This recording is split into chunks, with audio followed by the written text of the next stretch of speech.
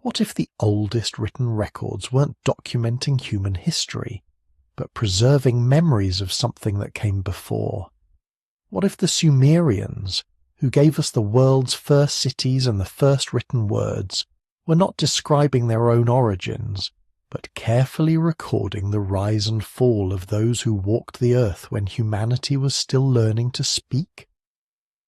Beneath the desert sands of southern Iraq, where the Tigris and Euphrates once wove through a landscape so fertile, the Greeks would later call it the cradle of civilization, clay tablets rest in darkness. Pressed into their surfaces 5,000 years ago are lists that make no sense. Kings who ruled for tens of thousands of years, cities that existed before the flood, sages who were not quite human, teaching the first people how to build, how to plant, how to watch the movements of stars. The scribes who recorded these things did not write them as myths or legends. They wrote them as history, as carefully documented fact, preserved with the same precision they used to record grain harvests and temple inventories. So before the story pulls you under, take a moment to like this video and hit subscribe, but only if you're drawn to mysteries that make us question everything we think we know about the beginning of human civilization. And if you're still here, tell me in the comments where you're listening from and what time it is there. I want to imagine this ancient question stretching across the world, connecting all of us who wonder what really came before. In 1896, German archaeologist Hermann Hilprecht was cataloguing tablets in the Imperial Museum in Istanbul when he found something that would trouble historians for the next century. It was a fragment of what would become known as the Sumerian king list, and it began not with the names of familiar rulers or the founding of cities anyone recognized, but with a simple, impossible statement written in wedge-shaped cuneiform. After the kingship descended from heaven, the kingship was in Eridu. What followed was a chronology that defied everything scholars thought they understood about the ancient world. Hilprecht was no stranger to Sumerian tablets. He had spent years deciphering the wedge-shaped marks pressed into clay, learning to read a language that had been dead for nearly 4,000 years. But this tablet was different. As he worked through the dense, cuneiform script, carefully translating each line, he found himself checking his work again and again, certain he must have misunderstood the numerical notation. The Sumerian base 60 counting system could be complex, easy to misinterpret if you weren't careful. But no matter how many times he rechecked, the numbers remained the same. Impossible numbers. Numbers that described kings who ruled for tens of thousands of years. The fragment in Istanbul was just the beginning. Over the following decades, archaeologists excavating sites across Mesopotamia began finding more copies of the same text. Some were nearly complete, others were fragmentary, but they all told the same story with remarkable consistency. The king list existed in multiple versions, copied and recopied by Sumerian scribes across centuries, preserved alongside temple records and administrative documents. These weren't hidden texts, mythological stories kept separate from real history. They were filed together with grain inventories and tax records, treated by the ancient scribes as equally factual, equally worthy of careful preservation. What made this even more perplexing was the character of the document itself. The Sumerian king list was not written like mythology. It lacked the poetic language of epic tales, the dramatic narratives of divine intervention that characterized Mesopotamian religious texts. Instead, it read like a bureaucratic record, dry and precise. Each entry followed the same format: the name of a king, the city where he ruled, and the length of his reign. Then the next king, the next city, the next impossibly long reign. The scribes who created this list approached it with the same methodical care they brought to recording the annual flooding of the Euphrates or the quantity of barley stored in temple granaries. As more copies emerged from excavations at Nippur, Lhasa and Ur, scholars could reconstruct the full text with increasing confidence, and what they found challenged the very foundation of how civilizations were supposed to develop. According to every theory of cultural evolution, societies progress slowly from simple to complex. Hunter-gatherers became farmers. Farmers built villages. Villages grew into towns. Towns eventually, over many centuries, developed into cities with writing and organized government. This was the accepted narrative, the logical progression that made sense of human development across the globe. But the Sumerian king list suggested something different. It described kingship as something that descended from heaven, a gift or inheritance rather than a gradual human invention. Before the historical kings whose reigns could be verified through archaeology and cross-referenced with other sources, before the dynasties whose existence no one doubted, the list recorded something else. An age when kings ruled from cities that the Sumerians themselves considered ancient. An epoch that ended not through war or gradual decline, but through catastrophic flood that swept away the world as it had been. And the way the Sumerians recorded this antediluvian period, the precision with which they documented cities and rulers and impossibly long chronologies, suggested they were not inventing mythology. They were preserving something they believed to be true, copying records that had been passed down to them from a time before their own writing system existed, translating oral traditions or earlier documents into the wedge-shaped script that would outlast the civilization that created it. The names themselves were strange enough. Alulim, Alaljar, Enmenluana, Enmengalana. But it was the numbers beside them that made translators check and recheck their work, certain they had misunderstood the Sumerian counting system. The first king, Alulim of Eridu, was recorded as ruling for 28,800 years. The second, Alaljar, reigned for 36,000 years, 8 kings in total, ruling 5 Sumerian cities, their combined reigns spanning 250,000 years before something the tablets simply called the Flood swept everything away. These were not round numbers, not the vague many years or countless ages of typical mythology. They were specific. Alulim, 28,800 years. Alaljar, 36,000 years. Enmenluana, 43,200 years. The precision itself was unsettling. If these were symbolic numbers meant to convey merely that these kings ruled for a very long time, why not use simpler figures? Why record that Dumuzi, the shepherd, ruled for 36,000 years, while Enmendorana ruled for 21,000 years? The variation suggested these numbers meant something to the scribes who recorded them, that they were copying data they considered factual, even if they no longer understood its true scale or measurement. Modern scholars have proposed numerous explanations for these impossible chronologies. Perhaps they were symbolic, representing not individual rulers but entire dynasties compressed into single names. Perhaps the numbers reflected a different calendar system, measuring months or seasons rather than solar years, though even this adjustment would leave the reigns impossibly long. Perhaps the antediluvian section was pure mythology, a creation story the Sumerians told themselves about a golden age before their own civilization. inflated to cosmic proportions to emphasize the contrast between the divine past and the human present. But none of these explanations fully satisfied, because they couldn't account for the context in which the king list existed.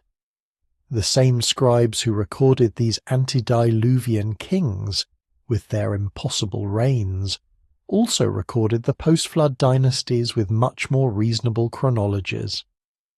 They documented rulers whose existence could be verified through other sources, whose reign lengths matched what archaeology and cross-referencing with other texts confirmed.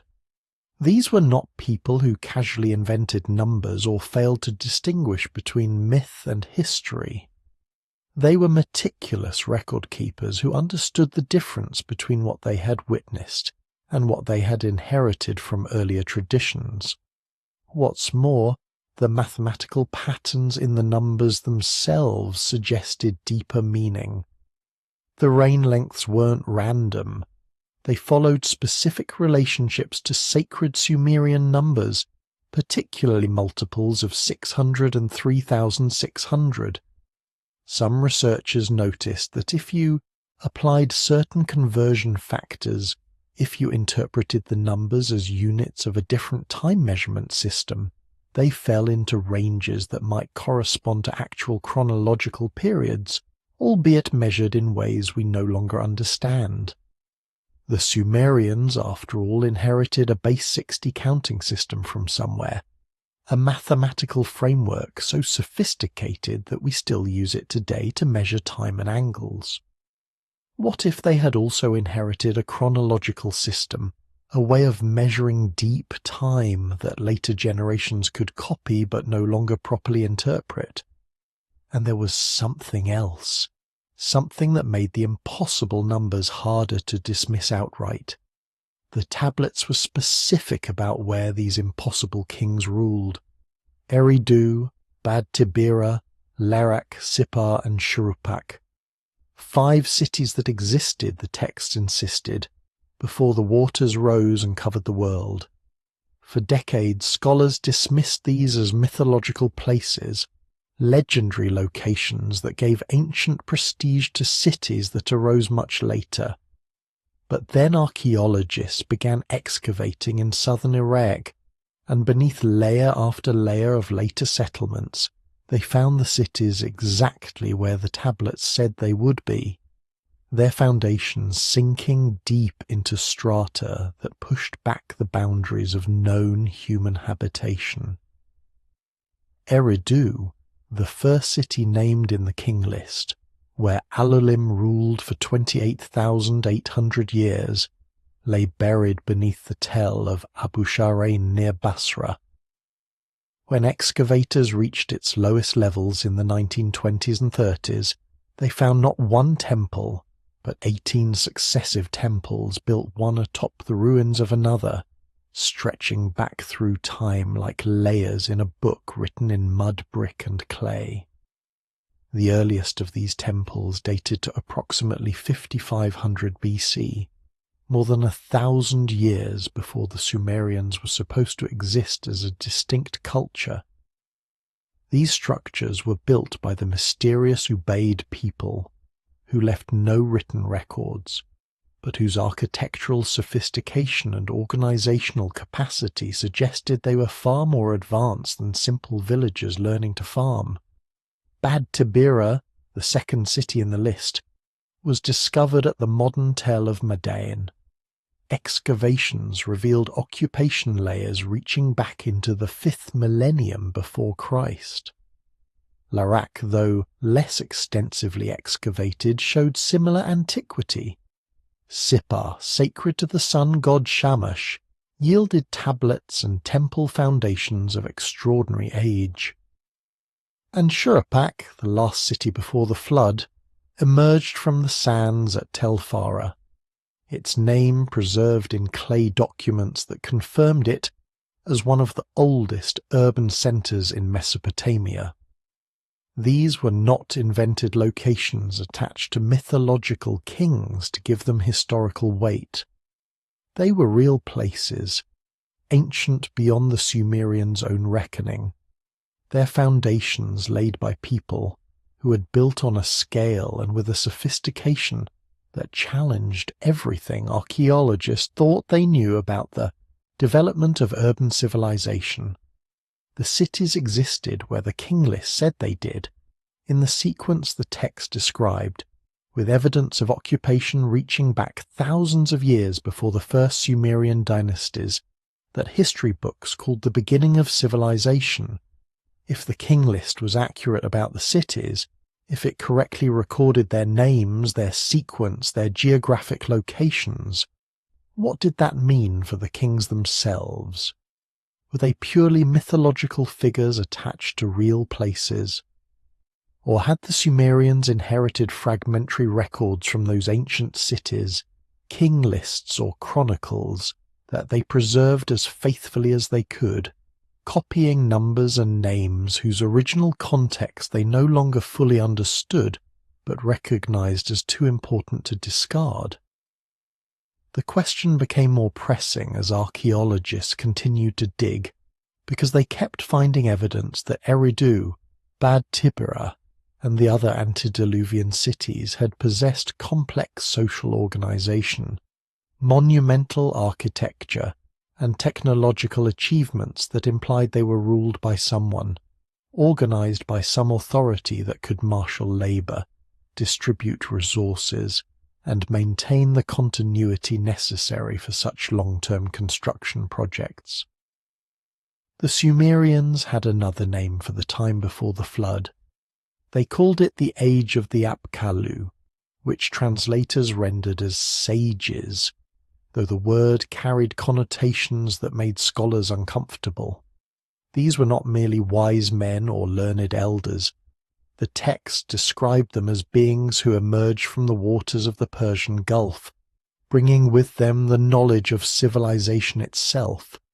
They taught humanity how to build temples, how to establish cities, how to write and calculate and observe the heavens, and then, when the flood came, they vanished, leaving behind only their teachings and the memory of a time when humanity had needed to be taught how to be human. The Apkallu appeared in multiple Sumerian and later Babylonian texts, always with the same essential characteristics. They were 7 in number, corresponding to the 7 antediluvian cities and kings.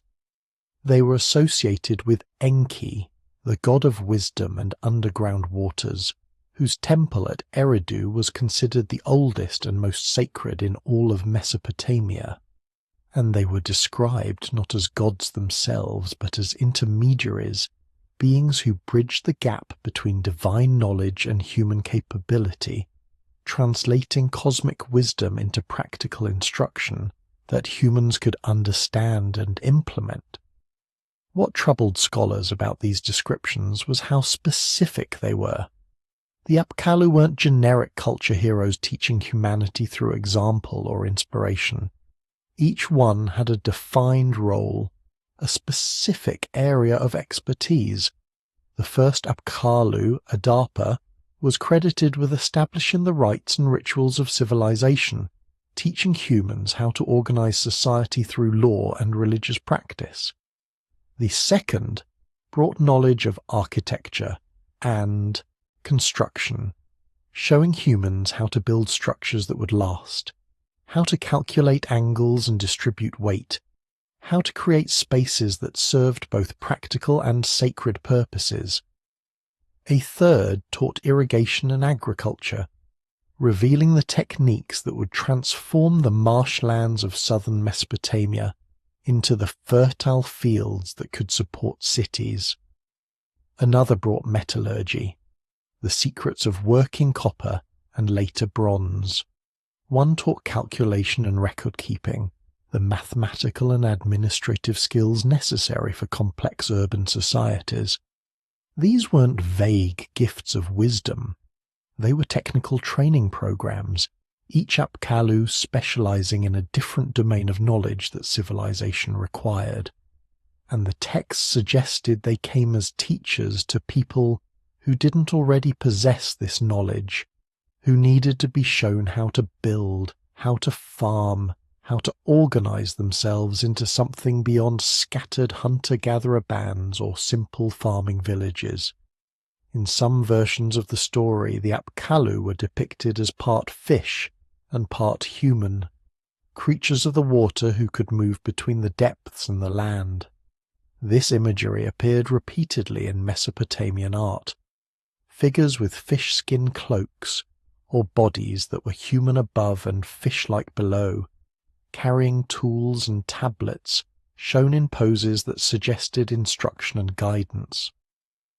Were these literal descriptions of non-human teachers?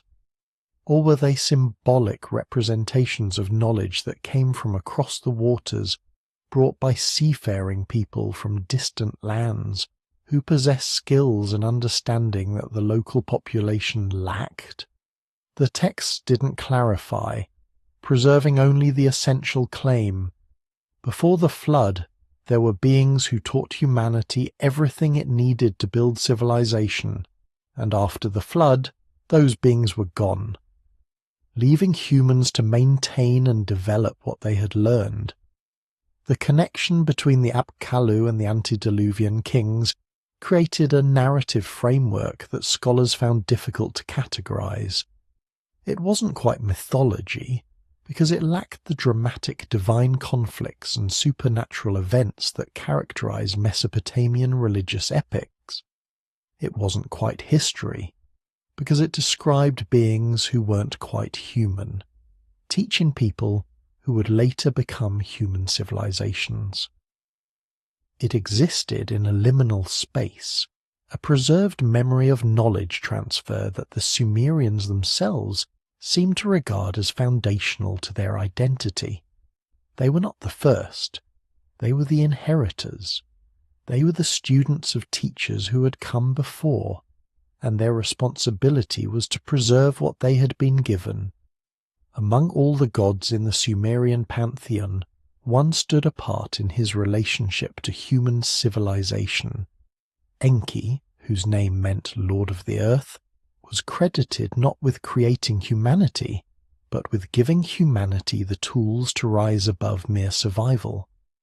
The text described him as the keeper of the me, a Sumerian concept that translators struggled to render in modern languages: divine decrees, sacred powers, the fundamental principles that allowed civilization to function.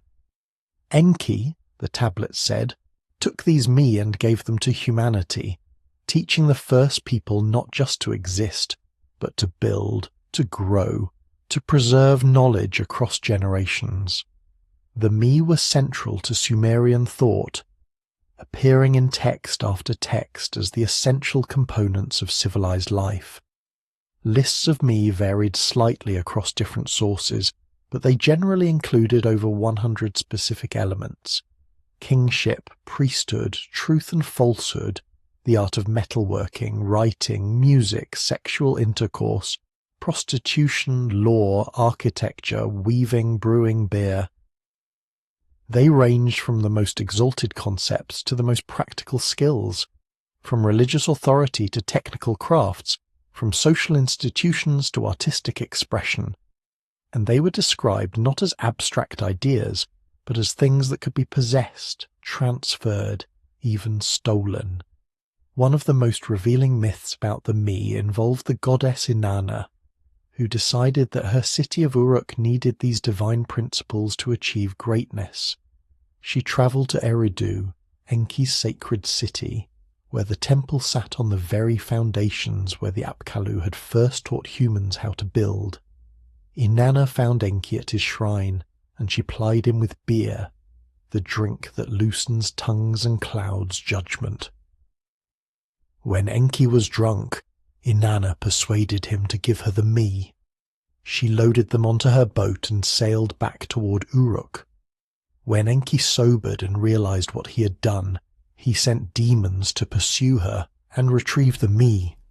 But Inanna's servant Ninshubur fought them off.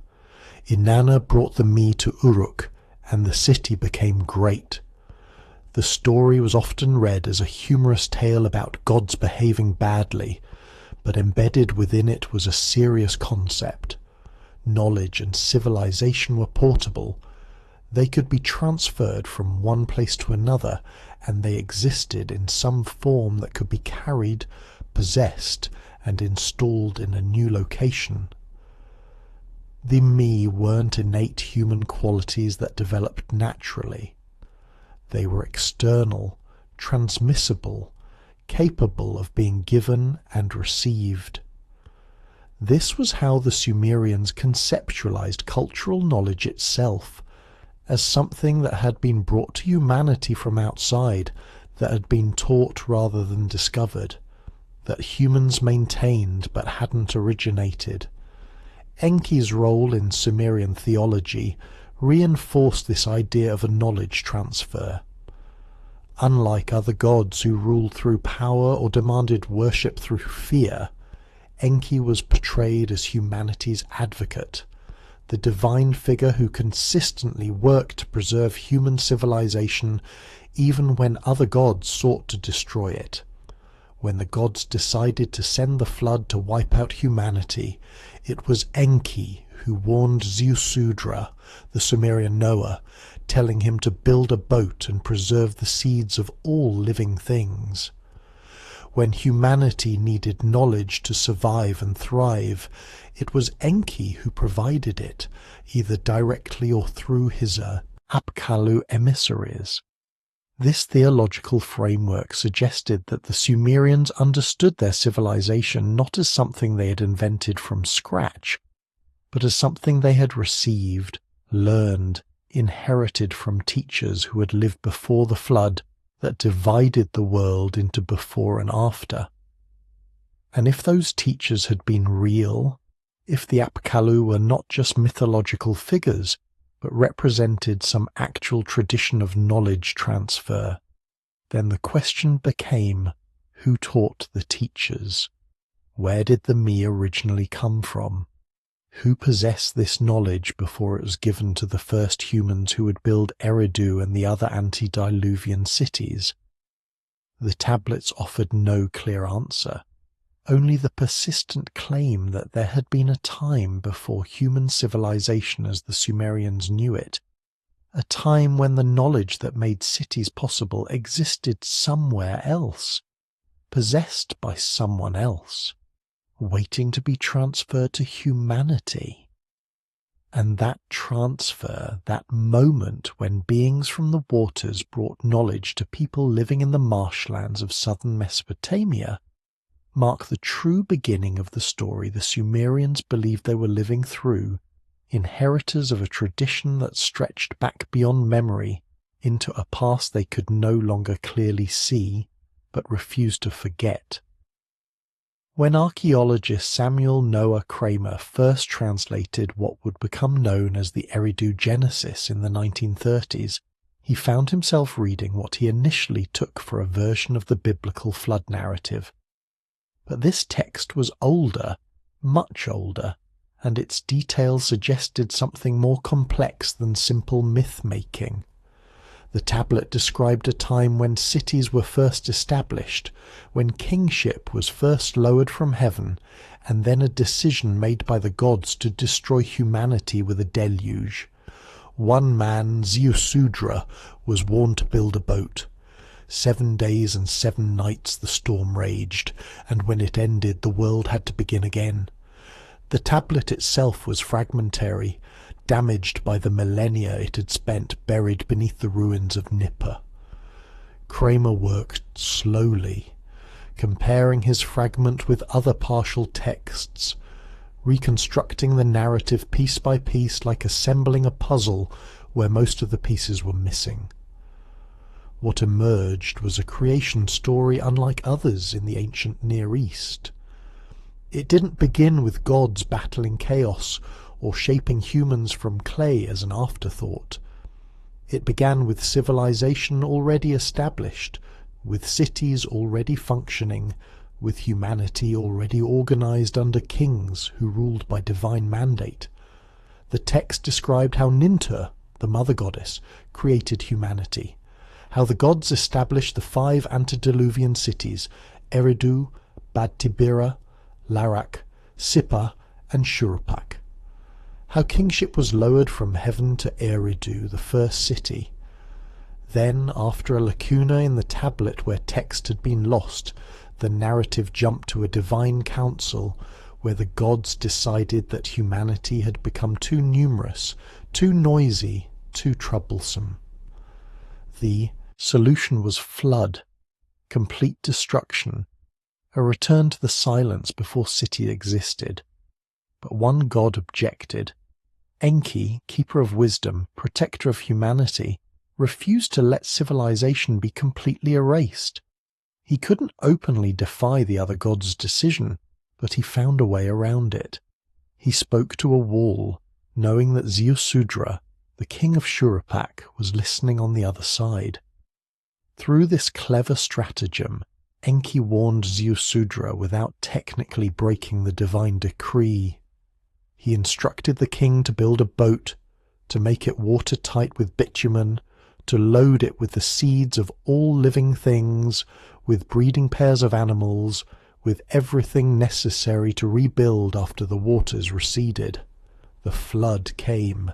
7 days and 7 nights, the text said. The storm winds blew, the waters rose, everything outside the boat was swept away. And when the waters finally subsided, when Ziusudra emerged and made offerings to the gods, he was granted eternal life as a reward for preserving what civilization would need to begin again. The gods regretted their destruction. They realized that without humanity, there was no one to maintain the temples, no one to make offerings, no one to perform the rituals that kept the cosmic order functioning. Humanity and the gods needed each other. What made the Eridu Genesis particularly intriguing was its matter-of-fact tone. This wasn't presented as a cosmic battle between good and evil, or as divine punishment for human sin. It was described almost bureaucratically. Cities existed. The gods decided to destroy them. One god found a loophole to preserve civilization. The flood happened. Everything started over. The narrative treated the antediluvian cities as historical fact, their destruction as a real event that required explanation, and the survival of civilization as something that had to be consciously engineered, not something that happened automatically. Kramer recognized that this text, fragmentary as it was, represented the oldest version of the flood story then known. It predated the Babylonian Gilgamesh epic by centuries. It was clearly the ancestor of the biblical Noah narrative, the source from which later flood stories had borrowed their basic structure. But unlike those later versions, which had been adapted and modified to fit different theological frameworks, the Eridu Genesis preserved details that felt older, more specific, less refined into universal moral lessons. It named actual cities. It specified the duration of the flood with precision. It described practical survival strategies, bitumen for waterproofing, seeds and animals for rebuilding. These details suggested the story originated in a place and time when such information mattered, when people knew what a catastrophic flood looked like and understood what would be needed to survive one. In 1929, Leonard Woolley was excavating the royal tombs at Ur when his workers struck a layer of water-laid silt 8 feet thick, devoid of any artifacts or evidence of human habitation. Below this sterile layer lay the remains of an earlier settlement. Above it, a new culture had begun. Woolley, convinced he had found evidence of Noah's flood, announced his discovery to tremendous fanfare. Other excavations across Mesopotamia found similar flood deposits, though not always at the same depth or date. What emerged was a picture not of one catastrophic deluge, but of recurring floods that periodically devastated the region. each one possibly preserved in cultural memory as the flood that divided the world into before and after. Woolley's discovery electrified the archaeological community. Here was physical evidence, he claimed, of the biblical deluge, the great flood that had destroyed the world and required humanity to start over. The newspapers ran dramatic headlines.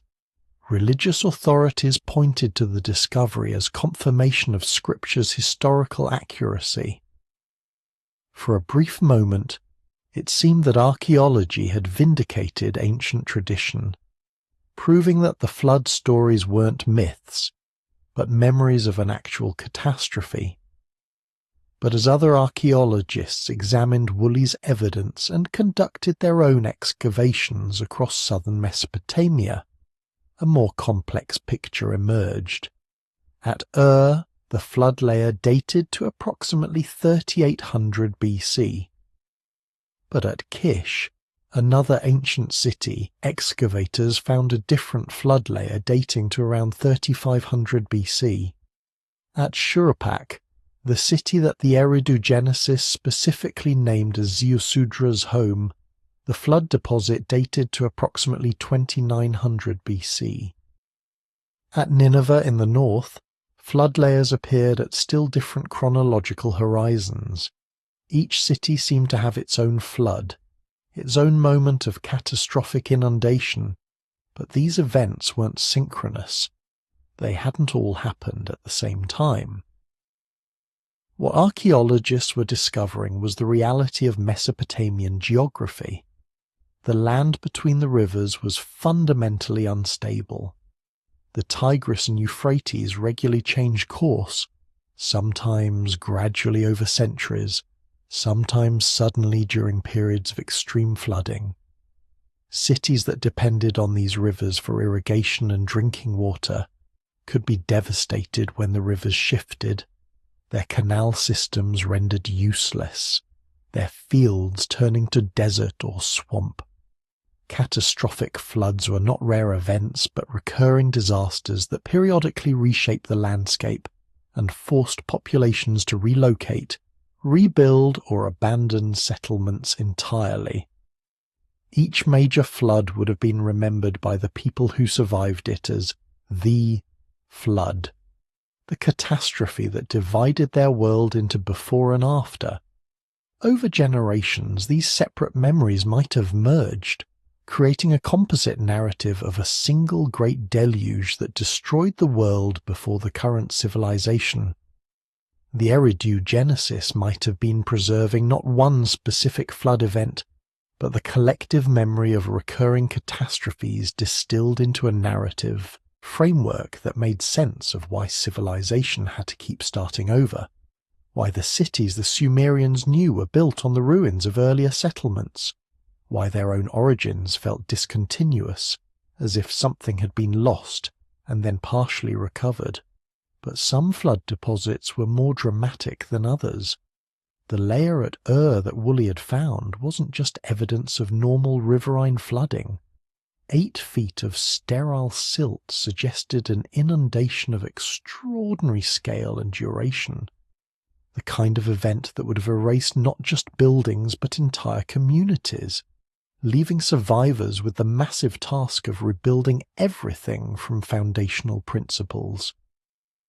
And when researchers began comparing these various flood deposits with climate data from ice cores and sediment analysis, they found evidence of several periods of increased rainfall and catastrophic flooding across the region between 4500 and 2500 BC, during the very period when civilization was supposed to be developing in Mesopotamia. The floods were real, multiple floods, separated by centuries, each one devastating enough to destroy cities and force survivors to relocate and rebuild. And embedded in Sumerian cultural memory was the recognition that civilization itself was fragile, that knowledge could be lost, that what had been learned once might need to be learned again after catastrophe swept everything away. This was perhaps why the Sumerians placed such emphasis on writing, on preserving knowledge in clay tablets that could survive fire and water, on copying and recopying important texts to ensure they would outlast any single generation or any single disaster. Beneath every Sumerian city, archaeologists found something unexpected. An earlier culture, sophisticated in its own right, that had occupied southern Mesopotamia for nearly 2,000 years before the Sumerians appeared in the historical record. They called these people the Ubaid culture, named after the tell where their distinctive pottery was first identified. The Ubaid built substantial houses, established extensive trade networks, and created the first temples at sites like Eridu that would later become Sumerian sacred centers. But they left no written records, no names, no kings. They simply vanished from history, replaced by the Sumerians, who seemed to emerge fully formed, already literate, already organized into city-states. The Ubaid period stretched from approximately 6500 BC to approximately 3800 BC, a span of nearly 3 millennia during which this culture dominated southern Mesopotamia and extended its influence across the Persian Gulf region. Their pottery was distinctive, painted with geometric designs in dark pigment on light clay. Their shapes standardized across vast distances, suggesting either trade networks or population movements that spread Ubaid culture far beyond its point of origin. At sites from Kuwait to Syria, archaeologists found Ubaid pottery, evidence of a cultural sphere that connected the entire region centuries before the Sumerians emerged. But it was their architecture that truly impressed excavators. Ubaid houses were substantial structures built of mud brick, with multiple rooms organized around central courtyards. They showed sophisticated understanding of climate control, with thick walls that insulated against summer heat and architectural features that promoted air circulation. Some houses included what appeared to be private shrines, small rooms with platforms or altars suggesting that religious practice was already embedded in domestic life. These weren't simple farmers living in temporary shelters. These were sedentary communities with complex social organization and the resources to invest in permanent, carefully planned construction. Even more impressive were the temples. At Eridu, the site the Sumerians would later call the first city, Ubaid people built a sequence of temples beginning around 5500 BC. These weren't crude shrines or simple gathering places. They were monumental structures raised on platforms, with central chambers and subsidiary rooms, following architectural plans that would be elaborated and refined over the following millennia, but whose basic elements were already present in these earliest versions. Someone had decided that a particular spot in the landscape was sacred, and generation after generation they returned to that exact location, building new temples atop the ruins of old ones, maintaining the sanctity of the place across spans of time that stretched beyond living memory. The Ubaid also established extensive trade networks. Excavations of their sites revealed imported materials, obsidian from Anatolia, carnelian beads from the Indus region, copper from sources in Iran or Arabia. This wasn't the simple exchange of neighboring villages, but long-distance commerce that required organizational sophistication, standardized exchange rates or barter systems, and the social stability to maintain trading relationships across generations. The Ubaid were connected to a world much larger than their local environment, participating in exchange networks that spanned the ancient Near East. And then they disappeared. Not suddenly, not through catastrophic conquest or abandonment, but through gradual transformation. The latest Ubaid levels showed changes in pottery styles, shifts in architectural techniques, the appearance of new artifact types. By 3800 BC, the culture that had dominated southern Mesopotamia for 3,000 years was being replaced by something else. The Uruk period was beginning, and with it came the civilization that would eventually identify itself as Sumerian. But the transition wasn't clean. For several centuries, the archaeological record showed mixed assemblages, sites with both Ubaid and Uruk characteristics, as if two populations were coexisting, intermingling, perhaps one gradually absorbing or displacing the other. What happened to the Ubaid people? Did they evolve into the Sumerians, their culture transforming so completely that later generations wouldn't recognize the connection? Were they displaced by newcomers who adopted some Ubaid traditions while introducing their own innovations? The archaeology couldn't provide clear answers, only the puzzling fact that a sophisticated, long-lived culture had preceded the Sumerians in precisely the locations where Sumerian civilization would flourish. That the Ubaid had already identified Eridu as sacred, already built temples on the sites where Sumerian temples would later rise, already established the urban pattern that the Sumerians would inherit and expand. Of all the Sumerian cities, Eridu held a special place in their mythology and their memory. The tablets called it the first city, the place where kingship first descended from heaven, where the first temple was built to honor Enki, lord of the underground waters. When archaeologists excavated the Tell at Abu Sharain in the early 20th century, they found not one temple, but 18, each built directly atop the ruins of its predecessor, stretching back through time. The earliest of these temples dated to approximately 5500 BC, more than 1,000 years before Sumerian writing appeared, built by the mysterious Ubaid people who left no records of their names or their purposes.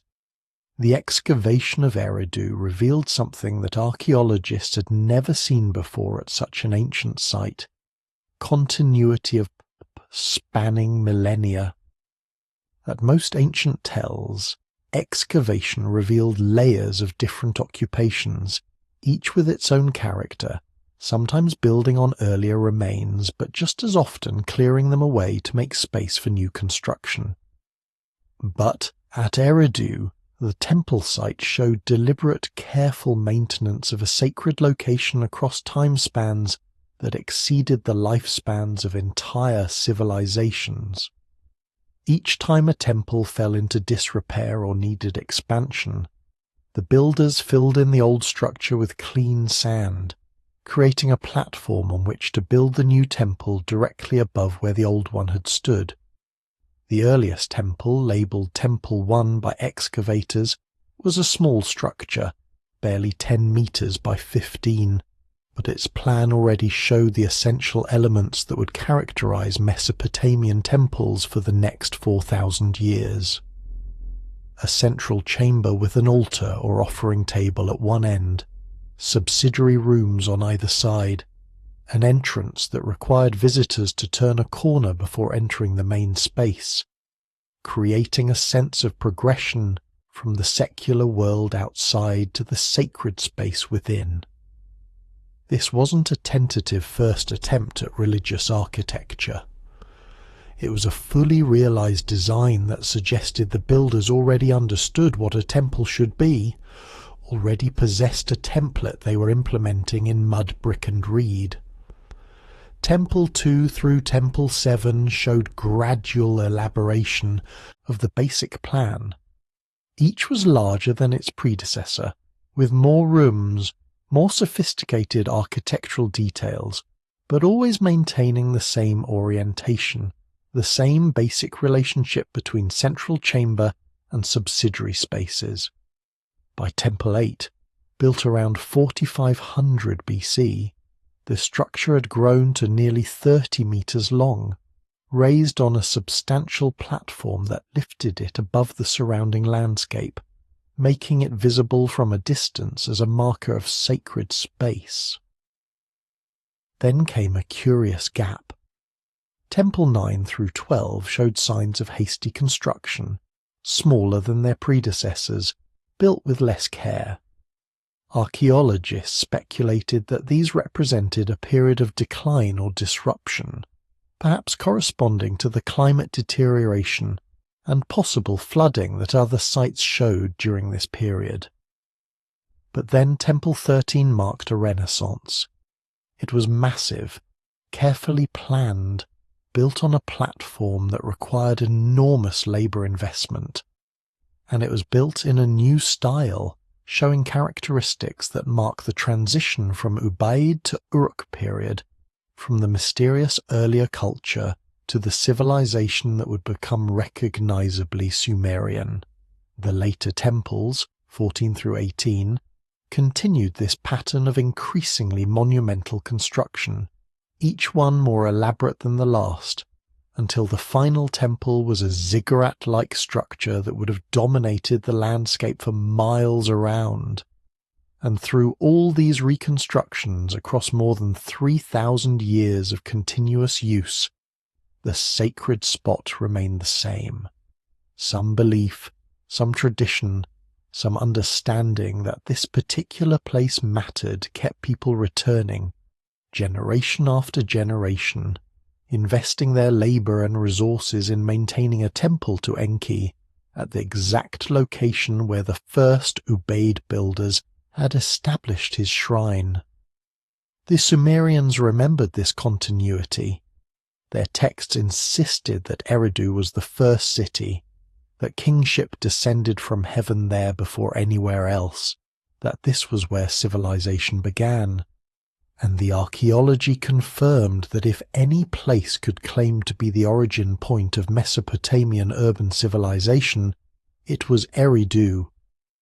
But the archaeology also revealed something the Sumerian texts didn't explicitly say, that Eridu's sacredness preceded the Sumerians themselves, that the Ubaid people had already identified this location as holy more than 1,000 years before Sumerian writing existed to record why it mattered.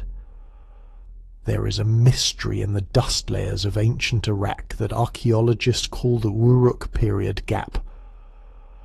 Around 4200 BC, settlement patterns across northern Mesopotamia show a dramatic shift. Sites that had been occupied for centuries were abandoned. The population seemed to contract southward, consolidating in the region that would become Sumer. For several centuries the archaeological record thins, becomes harder to read, and then, around 3500 BC, everything explodes. Cities suddenly dot the landscape. Writing appears. Complex administrative systems emerge.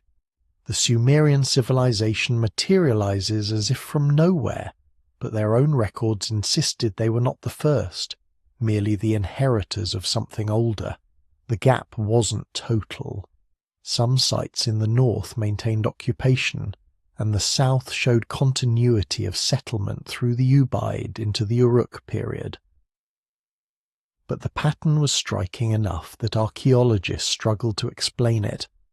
Climate data suggested this was a period of increased aridity, when rainfall patterns shifted and reliable water sources became scarcer. Sites that had depended on rain-fed agriculture or seasonal streams would have become less viable, forcing populations to relocate to areas where permanent rivers could support irrigation agriculture. The move south toward the Tigris and Euphrates would have been a survival strategy, a response to environmental pressure. But something else happened during this consolidation, something that went beyond simple population movement. Around 3500 BC, the archaeological record suddenly showed evidence of dramatic innovation. Monumental architecture on a scale never before attempted. cylinder seals and stamp seals for marking ownership and recording transactions, mass-produced pottery made on wheels rather than hand-formed, and most dramatically the first writing. Not primitive proto-writing or simple pictographs, but a fully functional system capable of recording complex information, maintaining accounts across time, preserving knowledge in permanent form. This constellation of innovations appeared within a span of a few centuries, sometimes seemingly all at once at sites like Uruk, the city that would give this period its name.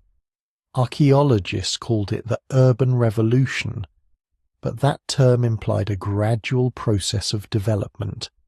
What the archaeology actually showed looked less like gradual revolution and more like sudden crystallization, as if all the elements necessary for complex urban civilization had been present but dormant, waiting for the right conditions to coalesce into the cities and institutions that would define Mesopotamian civilization for the next 3,000 years.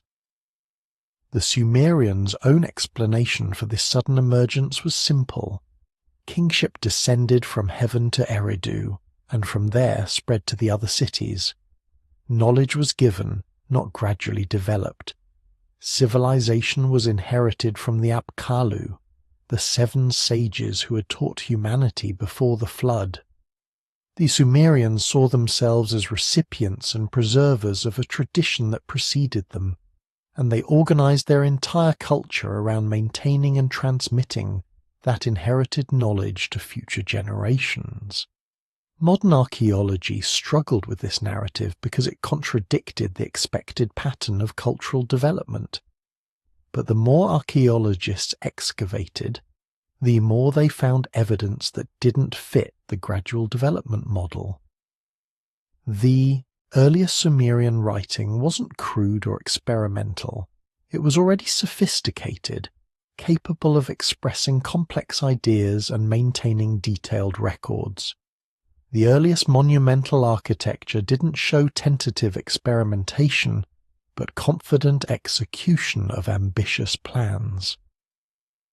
The earliest administrative systems weren't simple, but remarkably complex, tracking multiple types of goods across large territories. Either the Sumerians had compressed centuries of development into a few generations of rapid innovation, or they had inherited foundational knowledge from the Ubaid culture that preceded them, or perhaps from somewhere else entirely, adapting and elaborating traditions whose origins they themselves might not have fully understood, but recognized as essential to preserve. 900 miles northwest of Sumer, atop a limestone plateau in southeastern Turkey, archaeologists in 1994 uncovered something that would fundamentally challenge our understanding of prehistoric humanity. Göbekli Tepe, with its massive T-shaped pillars carved with images of animals and abstract symbols, dated to approximately 9600 BC, more than 6,000 years before the first Sumerian cities. It was built by hunter-gatherers, people who supposedly lacked the organization and resources to create monumental architecture. The site's very existence suggested that complex organized societies had risen and fallen long before the civilizations we called first. And if Göbekli Tepe could exist, what else might have been lost in the millennia before writing preserved human memory? The discovery happened almost by accident. A local shepherd noticed stones jutting from the hilltop and mentioned them to researchers conducting a survey of the region. When German archaeologist Klaus Schmidt arrived to investigate, he initially assumed he would find a medieval cemetery or perhaps a Byzantine fortress. Instead, his test excavations revealed something that shouldn't have existed. Massive carved pillars arranged in circular enclosures, buried deliberately beneath tons of fill, preserved for nearly 12,000 years beneath the earth. The pillars themselves were extraordinary achievements. Some stood over 15 feet tall and weighed more than 10 tons. They were carved from limestone quarried at the site, shaped into T-forms that suggested abstract human figures, their surfaces covered with detailed bas reliefs depicting foxes, lions, bulls, scorpions, snakes, and birds. The artistry was sophisticated, showing mastery of stone carving techniques and an aesthetic sensibility that created compositions of remarkable beauty and power. These were not crude first attempts at monumental art. They were accomplished works that suggested a long tradition of craftsmanship had already existed, though no earlier examples have been found. But what truly stunned archaeologists was the date.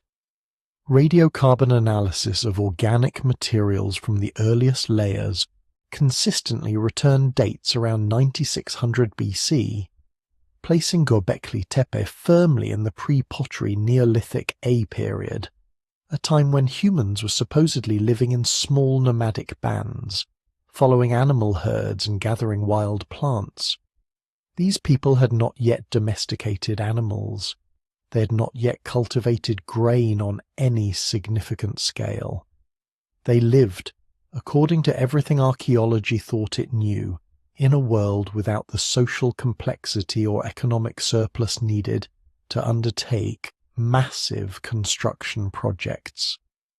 Yet here at Göbekli Tepe, these supposedly simple hunter-gatherers had quarried, carved, transported and erected massive pillars, arranging them in carefully planned circular enclosures that required surveying skills and architectural knowledge. They had coordinated labour on a scale that implied social hierarchies and organisational structures, feeding and housing work crews, maintaining the site across generations. And they had done all this not for practical purposes like defence or food storage, but apparently for ritual or ceremonial reasons, creating a space dedicated to purposes we can only guess at from the symbolism carved into the stones. The implications rippled through archaeology like shock waves.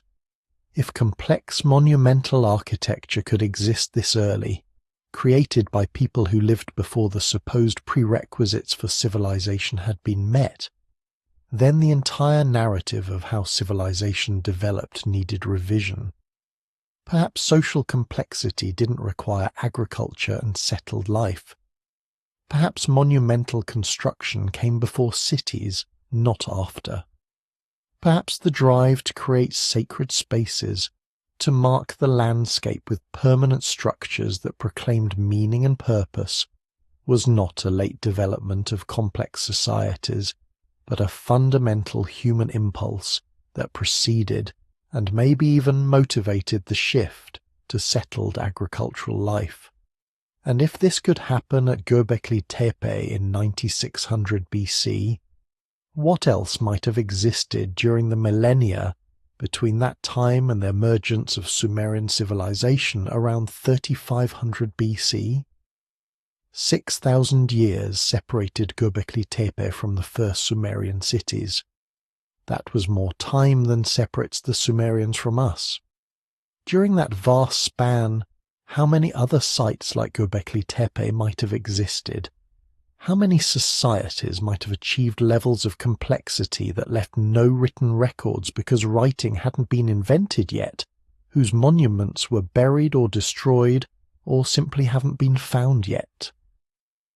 The discovery of Göbekli Tepe opened a window into a prehistoric world far more complex and sophisticated than anyone had imagined.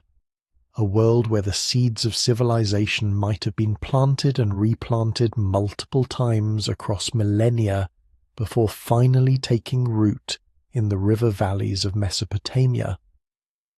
When the Sumerians recorded their king list with its antediluvian rulers and its claims of kingship descending from heaven, when they described the Apkallu teaching, humanity, the arts of civilization, were they preserving distant memories of predecessors like the builders of Göbekli Tepe?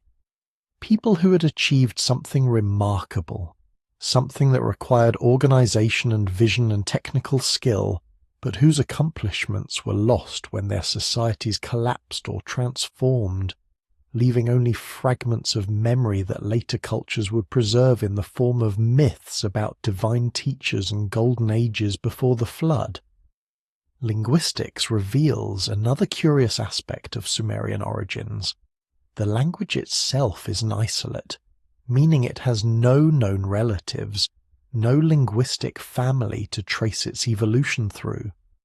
It appeared in written form already fully developed, with a complex grammar and a sophisticated vocabulary. Scholars have searched for centuries for connections to other language families, but Sumerian stands alone, as if it emerged from nowhere or descended from a linguistic tradition that left no other traces. Even more curious, many Sumerian religious and technical terms appear to be borrowed from an even older language, one that linguists call substrate, visible only in the linguistic fossils preserved in Sumerian texts. When linguists first began studying Sumerian in the late 19th century, they assumed it must belong to some known language family. Perhaps it was related to the Semitic languages like Akkadian that eventually replaced it in Mesopotamia. Perhaps it had connections to languages of the Caucasus or Central Asia. Scholars proposed theories connecting Sumerian to Turkish, to Hungarian, to Dravidian languages of India, to nearly every language family that existed in the general region. But none of the proposed connections held up to scrutiny. Sumerian grammar functioned differently from all of them. Its vocabulary showed no systematic correspondences with other languages. Its structure was unique. This linguistic isolation was deeply puzzling because languages don't normally exist in complete isolation. Every known language belongs to a family, shows relationships to neighboring languages through borrowed vocabulary or shared grammatical features, reveals its history through the traces of earlier forms preserved in daughter languages or related tongues. But Sumerian showed none of this. It appeared in the written record around 3200 BC already fully formed, with no evidence of earlier stages of development, no related languages to suggest where it came from, no clear path of evolution from simpler to more complex forms. The grammar itself was sophisticated, using a system of prefixes, suffixes, and infixes that could build complex verbal forms from simple roots. Sumerian could express subtle distinctions of tense, mood, person, and number through these grammatical elements, creating a flexible system capable of conveying precise meanings. This wasn't a primitive language struggling to express complex ideas. It was a mature linguistic system that had clearly been refined over a long period of development, yet that period of development left no traces, no intermediate stages, no evidence of the gradual evolution that languages typically undergo. But what truly troubled linguists were the anomalies within Sumerian vocabulary itself. Certain words, particularly those related to agriculture, crafts, and religious practice, didn't follow normal Sumerian phonological patterns. They contained sound combinations that were unusual for Sumerian, used structures that felt borrowed rather than native. Linguists began to realize that many fundamental Sumerian terms were loanwords from an earlier language, a language that had existed in Mesopotamia before Sumerian, but left no texts of its own. They called this phantom language the substrate, visible only in the words it had contributed to Sumerian. Terms for farmer, metalworker, potter, weaver, and priest all showed characteristics of substrate borrowing. So did words for major geographical features and even the names of some cities. The implications were significant. When the Sumerian-speaking people arrived in southern Mesopotamia, they encountered an existing population with its own language, a people who already had words for farming and crafts because they were already farmers and craftspeople. The Sumerians adopted these terms along with the technologies and practices they described, preserving in their language evidence of the people who had been there first.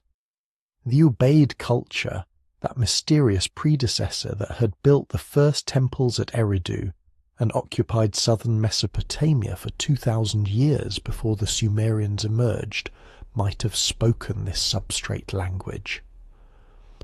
When the Ubaid culture was gradually replaced by or transformed into Sumerian civilization, their language would have been absorbed, its most essential terms preserved even as the language as a whole disappeared. The substrate words in Sumerian might be the only surviving traces of the Ubaid language, linguistic fossils preserved in the vocabulary of their successors. This pattern of linguistic replacement suggested cultural discontinuity, even as some elements of the earlier culture were preserved. The Sumerians weren't simply the Ubaid people who had learned to write. They were a distinct population that had arrived in Mesopotamia and merged with or displaced the existing inhabitants, adopting some of their technologies and vocabulary while bringing their own language and perhaps their own traditions. The synthesis created something new, but that new culture retained memories and vocabulary from what came before, fragments that hinted at the lost people who had first made southern Mesopotamia suitable for civilization. The Sumerian concept of me troubled translators from the moment they first encountered it in ancient texts. These were not abstract principles or spiritual concepts, but things that could be possessed, transferred, even stolen. One myth describes the goddess Inanna travelling to Eridu and tricking Enki into giving her the me while he was drunk on beer. She then loaded them onto her boat and sailed back to Uruk, bringing civilization to her city. The texts list over 100 specific me: kingship, priesthood, truth-telling, metalworking, writing, music. They are described with a concreteness of physical objects, as if knowledge itself had once existed in tangible form, passed from the divine to the human realm. The way Sumerians talked about the me defied modern categories of thought. They weren't laws, though they included concepts like justice and governance. They weren't technologies, though they encompassed crafts like metalworking and weaving. They weren't purely religious, though they included priesthood and ritual. They were something else, something for which we have no exact equivalent. The fundamental principles that made civilization possible, conceptualized not as abstract ideas, but as transferable possessions that could be acquired, lost, or stolen. In the myth of Inanna and Enki, the narrative treated the me with startling materiality. Inanna wanted to elevate her city of Uruk, to give it the cultural sophistication and religious authority that Eridu possessed. So she travelled to Eridu, where Enki kept the me in his temple. She found the god at his shrine, and being clever, she engaged him in drinking beer, the beverage that the Sumerians believed loosened inhibitions and clouded judgment. As Enki became increasingly drunk, Inanna persuaded him to give her the me, one by one. He handed them over, and she loaded them onto her boat. When Enki sobered and realized what he had done, he sent his demons to pursue Inanna and retrieve the me before she could reach Uruk. But Inanna's vizier, Ninshubur, fought off each wave of pursuers, and Inanna successfully brought the me to Uruk. Once they were installed in her city, they could not be taken back. Uruk became great. The city gained the cultural and religious authority it had lacked, all because Inanna had successfully acquired the me that Enki had possessed. The story is often read as a humorous tale about divine personalities and the transfer of cultural primacy from one city to another. But embedded within it was a serious conceptual framework.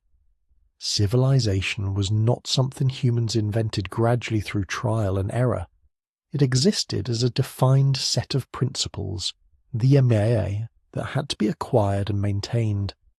These principles were originally kept at Eridu, the first city where Enki guarded them.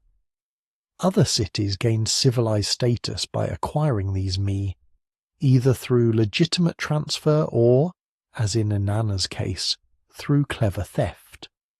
The me themselves were listed in various texts, and the list revealed how comprehensively the Sumerians had analyzed the components of civilized life. Kingship was a me, so was priesthood, but so were more specific things: the craft of the smith, the craft of the carpenter, the craft of the scribe. Truth-telling was a me, so was falsehood. Music, art, and sexual intercourse were me. Warfare, victory and defeat were me. The destruction of cities was a me. Everything that characterized human civilization, both its glories and its darknesses, existed as one of these fundamental principles that gods possessed and humans received. This conceptualization suggested that the Sumerians understood civilization as something external to human nature, something that had to be learned and maintained rather than something that emerged naturally from human societies. It aligned with their narrative about the Apkallu, the 7 sages who emerged from the waters to teach humanity. The Apkallu brought the me, or perhaps more accurately, they taught humans how to properly use and maintain the me that the gods were willing to share. Civilization was a gift, a transmission of knowledge from those who possessed it to those who needed to learn it. What puzzled scholars most about the Sumerian king list's antediluvian section was not just the impossible lifespans, but their mathematical pattern. The reign lengths were not random.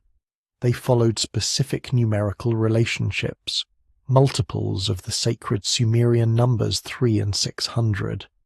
Some scholars argued this proved the numbers were symbolic, mythological, not meant to be taken as literal history. But others noticed something curious. If you divided these reign lengths by a consistent factor, if you interpreted them not as years but as units of a different time scale, they fell into ranges that matched archaeological estimates for how long early settlements might have persisted before being abandoned or destroyed. What if the numbers weren't invented but misunderstood? What if they represented real chronologies recorded in a counting system later generations could no longer properly interpret? The mathematical structure of the antediluvian reigns was undeniable. Alulim's 28,800 years was divisible by 600. Alaljar's 36,000 years was exactly 60 times 600.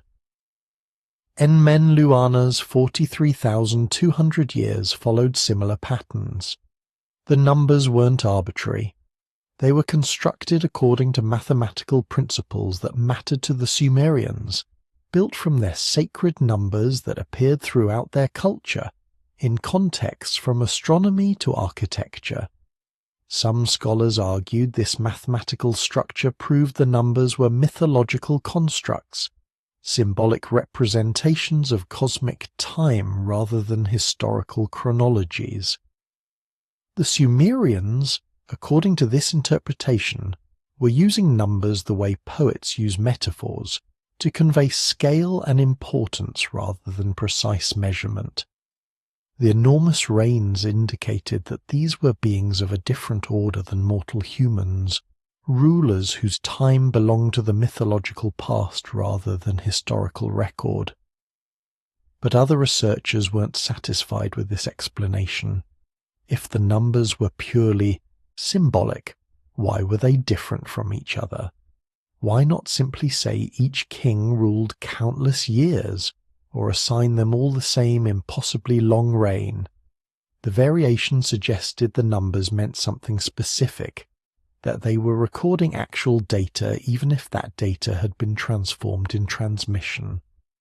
Some scholars began experimenting with different conversion factors, trying to find a consistent interpretation that would make the numbers meaningful.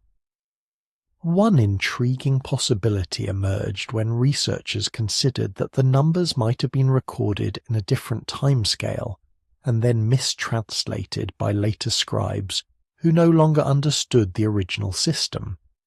If the reign lengths were measured not in solar years but in lunar months, the numbers became somewhat more reasonable, though still impossibly long. If they measured something else entirely, perhaps periods defined by astronomical cycles or seasonal counts, they might fall into historically plausible ranges. A reign of 28,800 years might actually represent 28,800 days, or roughly 79 solar years, a long but humanly possible reign. Other conversions produced different but still plausible results. The problem was that no single conversion factor worked consistently for all the reigns. Each number would require a different interpretation to produce historically reasonable results, which suggested that if the numbers were based on actual chronologies, the system used to measure them was more complex than simple calendar conversion. Perhaps the antediluvian king's reign lengths were measured in multiple different ways depending on the source of the information, and later scribes, compiling these various sources into a single document, recorded all the numbers in the same format without realizing they represented different types of measurements. Another possibility emerged from archaeological evidence. The time spans between major cultural transitions at sites like Eridu, the periods during which a particular temple or settlement pattern persisted before being replaced by something new, sometimes lasted for centuries.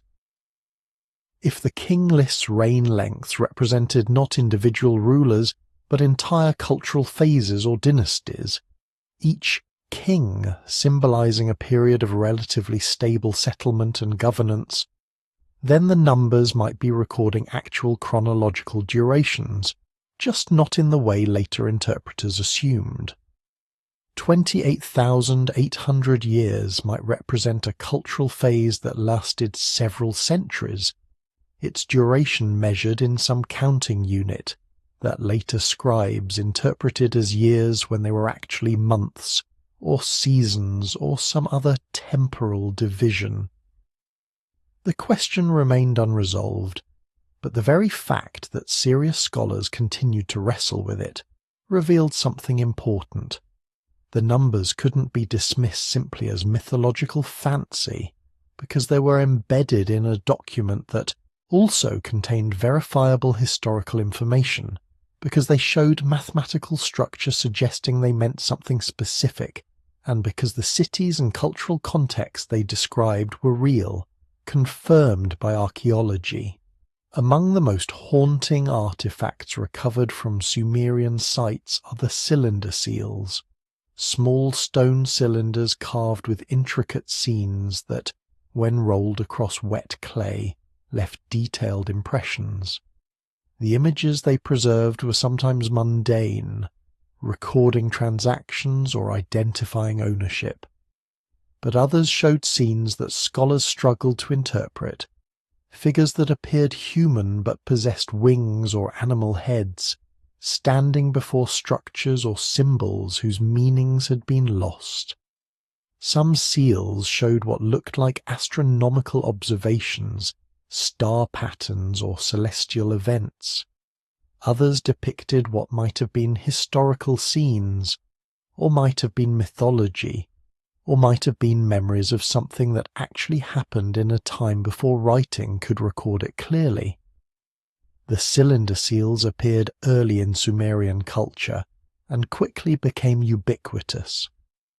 Every administrative document, every clay envelope containing tablets, every container of goods bore the impression of someone's seal, serving as a signature or mark of authenticity.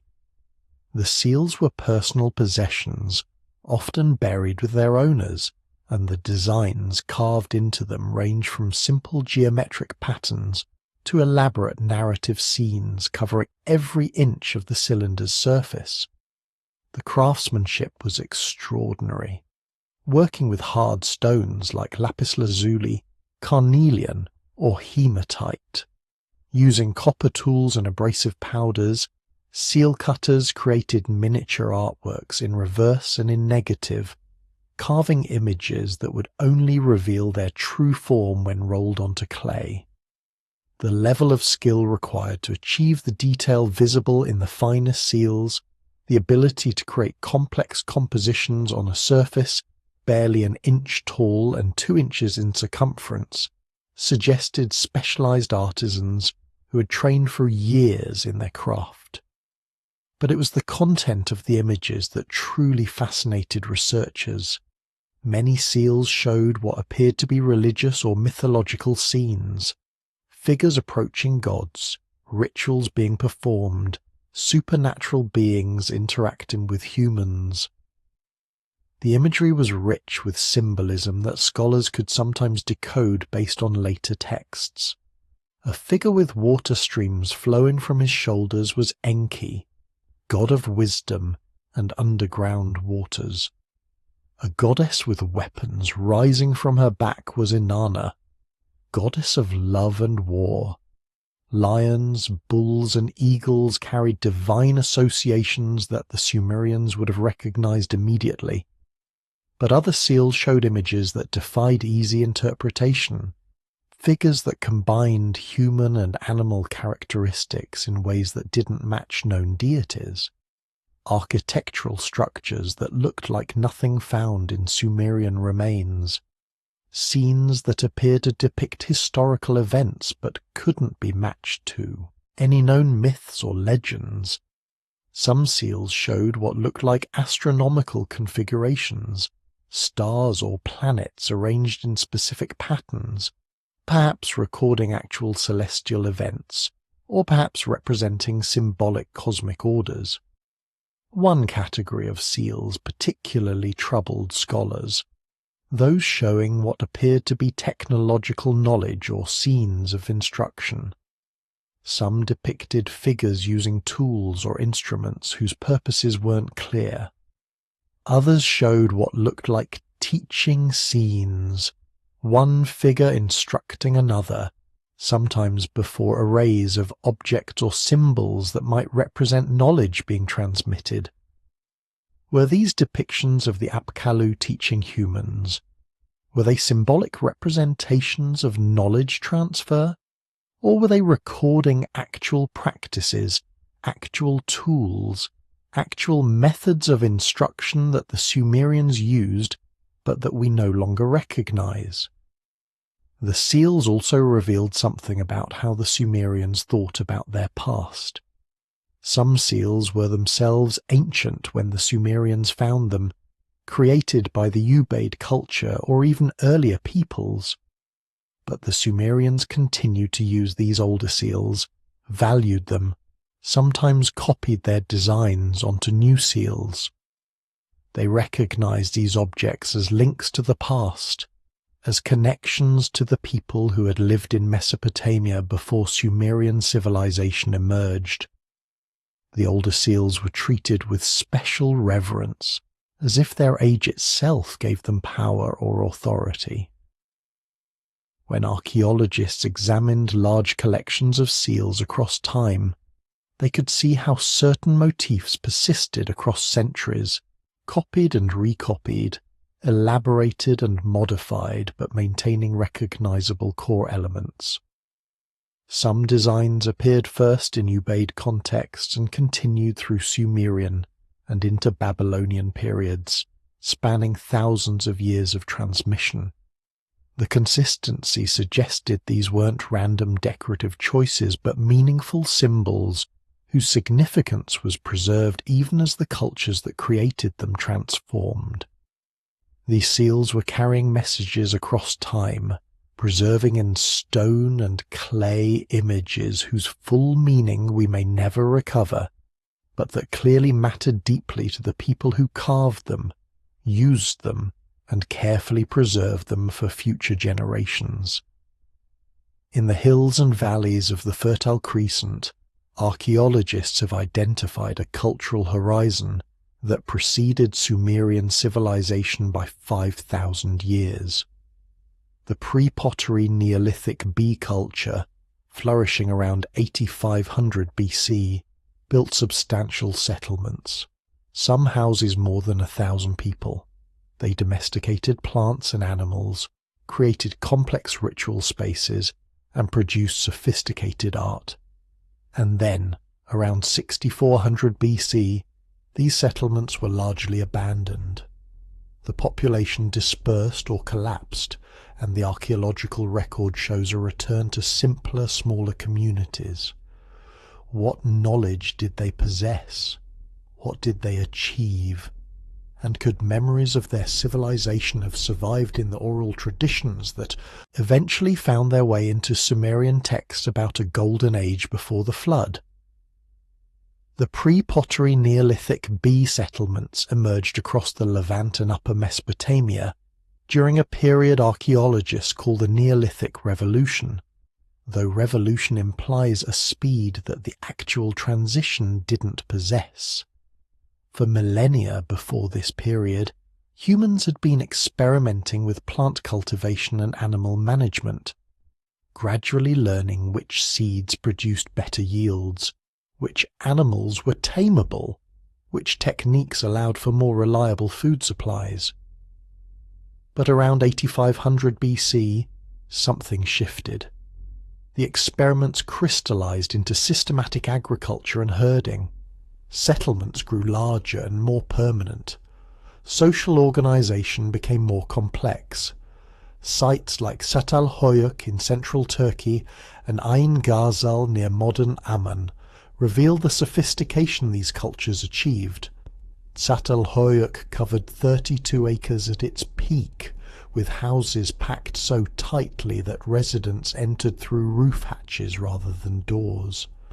The walls were decorated with elaborate murals showing hunting scenes, geometric patterns, and images that might have been maps or symbolic representations of the landscape. Ain Ghazal was even larger, spreading over 37 acres, home to perhaps 3,000 people, a population size that wouldn't be matched in the region until Sumerian cities emerged millennia later. These weren't simple farming villages. The inhabitants produced sophisticated art, creating plaster statues with haunting features, modelling human faces and bodies with skill that suggested long artistic traditions. They built complex ritual structures, spaces that appeared dedicated to communal ceremonies or religious practices, decorated with symbols whose meanings we can only guess at. They established trade networks that brought obsidian from Anatolia, shells from the Mediterranean and Red Sea, and other exotic materials from hundreds of miles away. This required organization, social structures capable of coordinating trade expeditions and maintaining relationships across vast distances. Most remarkably, they had begun the process of domesticating plants and animals, transforming wild species into forms more useful to humans. Wheat and barley were cultivated in fields rather than gathered from wild stands. Goats and sheep were kept in managed herds. The knowledge required for this transformation was substantial. These people had to understand plant genetics well enough to select for beneficial traits across generations. They needed to comprehend animal behavior sufficiently to manage breeding populations. They were conducting what amounted to long-term biological engineering experiments, reshaping the species around them to create the agricultural foundation that would support all later civilizations. And then, around 6400 BC, it ended. Not catastrophically, not in a single event, but through gradual abandonment. The large settlements were depopulated. Ain Ghazal shrank to a fraction of its former size. Çatalhöyük was abandoned entirely. The archaeological record showed a return to smaller, more dispersed communities, a simplification of material culture, a reduction in trade networks and artistic production. Something had disrupted the trajectory that seemed to be leading toward urban civilization. Climate data suggested the cause. This period, known to researchers as the 8.2 kiloyear event, saw dramatic cooling and aridification across the Near East. Rainfall patterns shifted. Water sources became less reliable. The agricultural systems that had supported large populations became less viable. Communities that had grown dependent on cultivated crops found themselves unable to maintain the surplus production that allowed some people to specialize in crafts, trade, or ritual activities. The dispersal was a survival strategy, population spreading out to exploit more diverse resources when concentrated agriculture no longer provided enough food. But the knowledge didn't entirely disappear. Archaeological evidence showed that some farming and herding continued, that the technologies weren't completely lost even as the societies that had developed them fragmented. The domesticated plant and animal species persisted, tended by smaller communities who maintained the knowledge of cultivation and herd management even without the large settlements. When climate conditions improved, when reliable agriculture became possible again, communities could rebuild, could re-aggregate, could once more attempt to create the large, complex societies that had existed before the crisis. Could memories of these pre-pottery Neolithic bee settlements have survived in oral tradition? Could the Sumerian stories of antediluvian cities, of an age before the flood when civilization first existed, preserve distant recollections of these earlier attempts at complex society? The timescale was daunting. 5,000 years separated the collapse of the pre-pottery Neolithic bee culture from the emergence of Sumerian writing. That was longer than the entire span of recorded history from the Sumerians to us. Could oral traditions really preserve information across such vast time? Yet examples from other cultures suggested it was possible. Australian Aboriginal traditions contained accurate information about coastlines that had been submerged for over 10,000 years. Pacific Islander navigational knowledge preserved detailed information across hundreds of generations. Oral traditions, when maintained as sacred knowledge by specialized keepers, could preserve remarkable accuracy across time spans that seemed impossible. If the survivors of the pre-pottery Neolithic bee collapse, if the communities that maintained cultivation and herding knowledge through the dark centuries that followed, if they also maintained stories about the time when settlements were large and populations lived, together in numbers that later generations would find hard to imagine, those stories could have been passed down, transformed through countless retellings, until they reached the Sumerian scribes who finally recorded them in clay.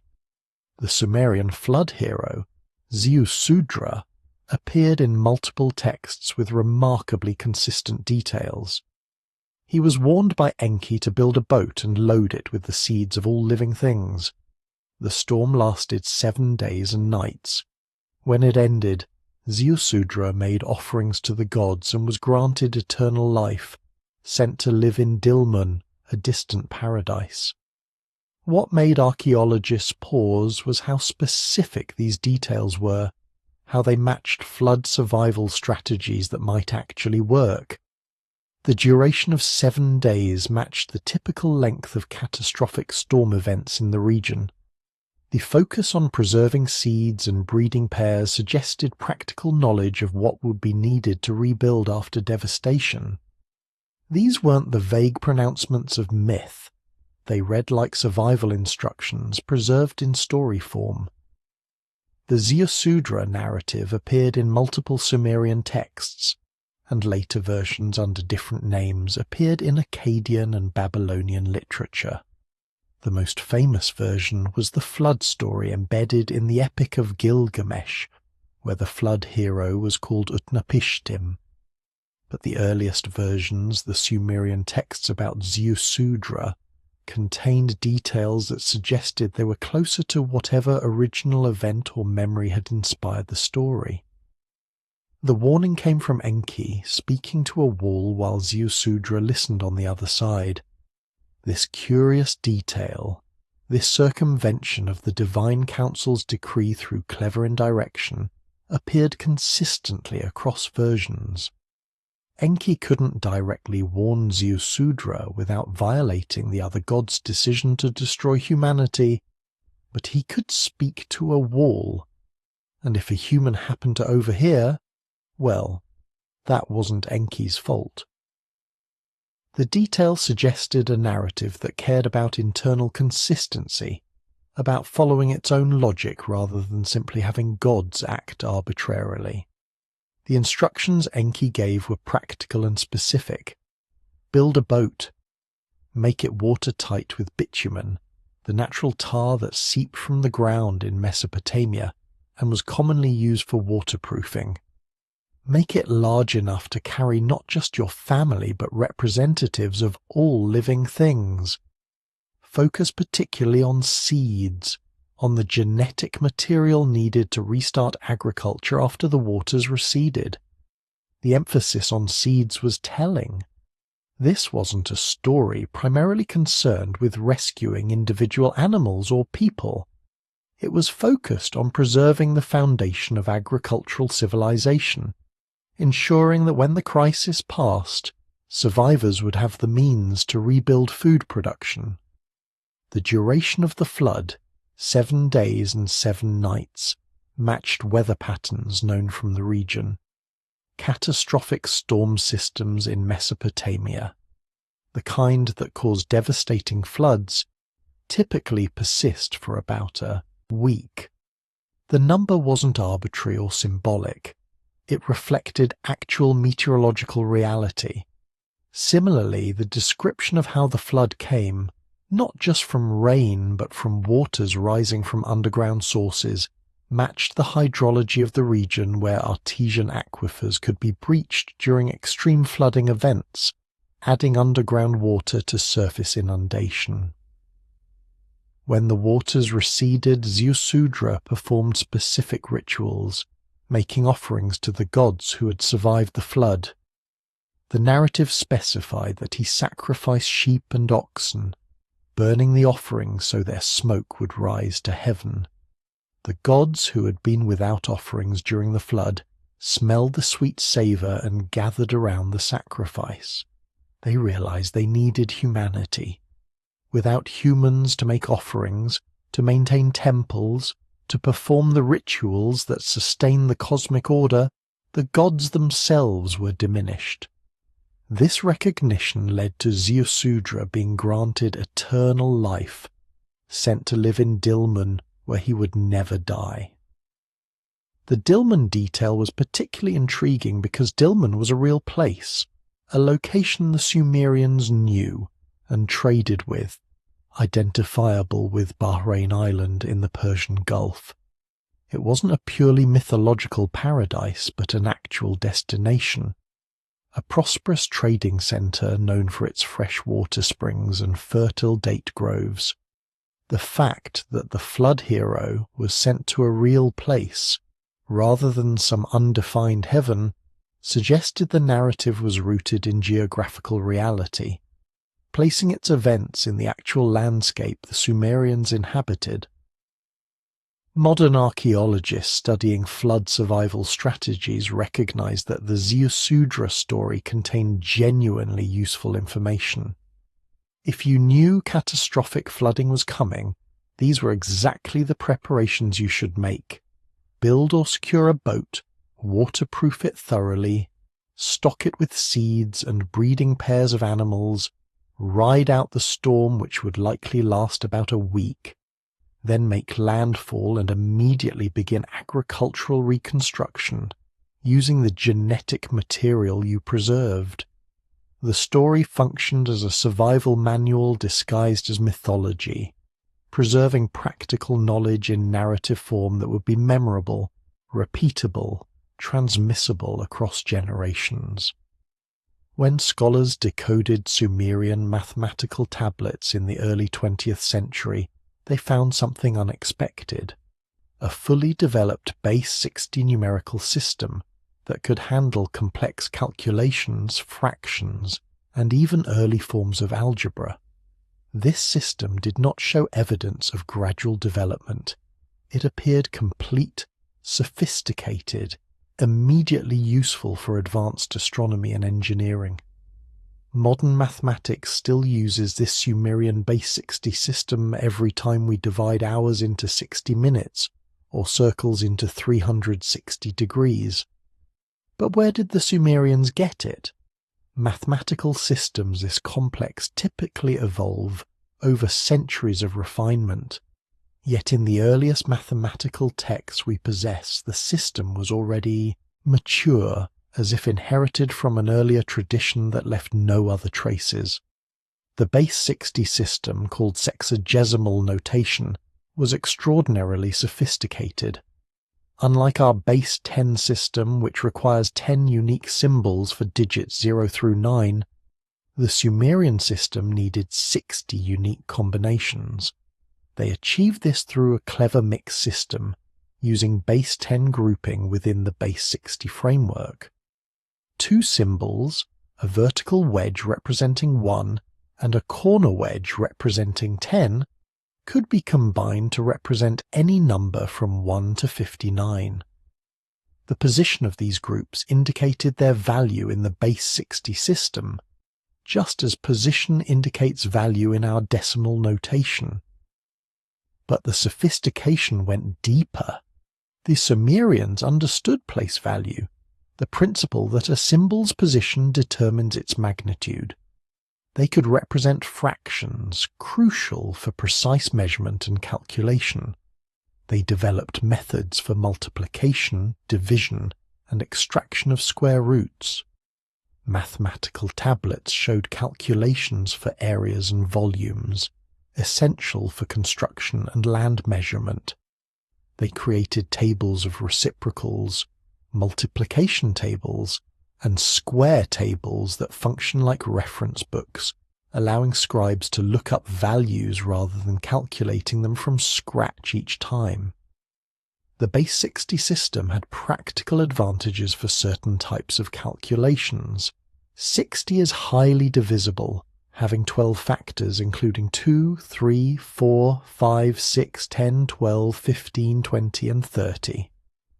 This made fractions easier to work with than in base 10, where many common fractions produce repeating decimals. For astronomy, where circular measurement was essential, base 60 allowed for elegant division of circles into degrees and time into hours and minutes. The system was almost perfectly suited for the kinds of calculations that advanced civilizations needed to perform. What baffled mathematicians was that this sophisticated system appeared fully formed in the earliest mathematical texts. There were no tablets showing experimentation with different bases, no evidence of gradually developing the place value concept, no crude early attempts that were later refined. The oldest mathematical tablets already used the system with confidence and sophistication, as if the scribes who wrote them had inherited a mature tradition that had been perfected long before they were born. Some researchers suggested the system must have developed during the Ubaid period, that the 2,000 years of Ubaid occupation would have provided time for mathematical sophistication to evolve. But the Ubaid left no written records, no evidence of numerical notation or mathematical practice. When Sumerian writing appeared around 3200 BC, the mathematical system came with it, already complete. If the Ubaid had developed it, the transition to Sumerian usage showed no signs of modification or adaptation. The Sumerians seem to have adopted a fully formed system without alteration.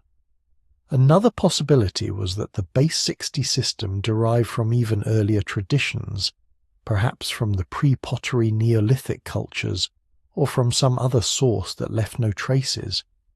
Mathematical knowledge, unlike writing or monumental architecture, could be transmitted orally with reasonable accuracy. If earlier cultures had developed sophisticated counting and calculation methods, these could have been passed down through teaching and practice, even without written records, preserved in the training of craftspeople, traders, and architects who needed mathematical skills with their work. The canal systems that made Sumerian agriculture possible presented their own mystery to archaeologists. The earliest canals, some dating back to the Ubaid period, showed sophisticated understanding of hydrology, gradient calculation, and water management. These were not simple ditches dug by trial and error. They demonstrated complex engineering knowledge, how to calculate flow rates, how to prevent silting, how to distribute water across large agricultural zones. Some canals ran for dozens of miles, requiring surveying skills and organizational capacity that suggested either a very long period of experimentation or knowledge inherited from earlier engineers who had already solved these problems elsewhere. Southern Mesopotamia required irrigation. Unlike regions where rainfall alone could sustain agriculture, the lands between the Tigris and Euphrates received insufficient precipitation during growing seasons. Farmers depended entirely on river water distributed through artificial channels.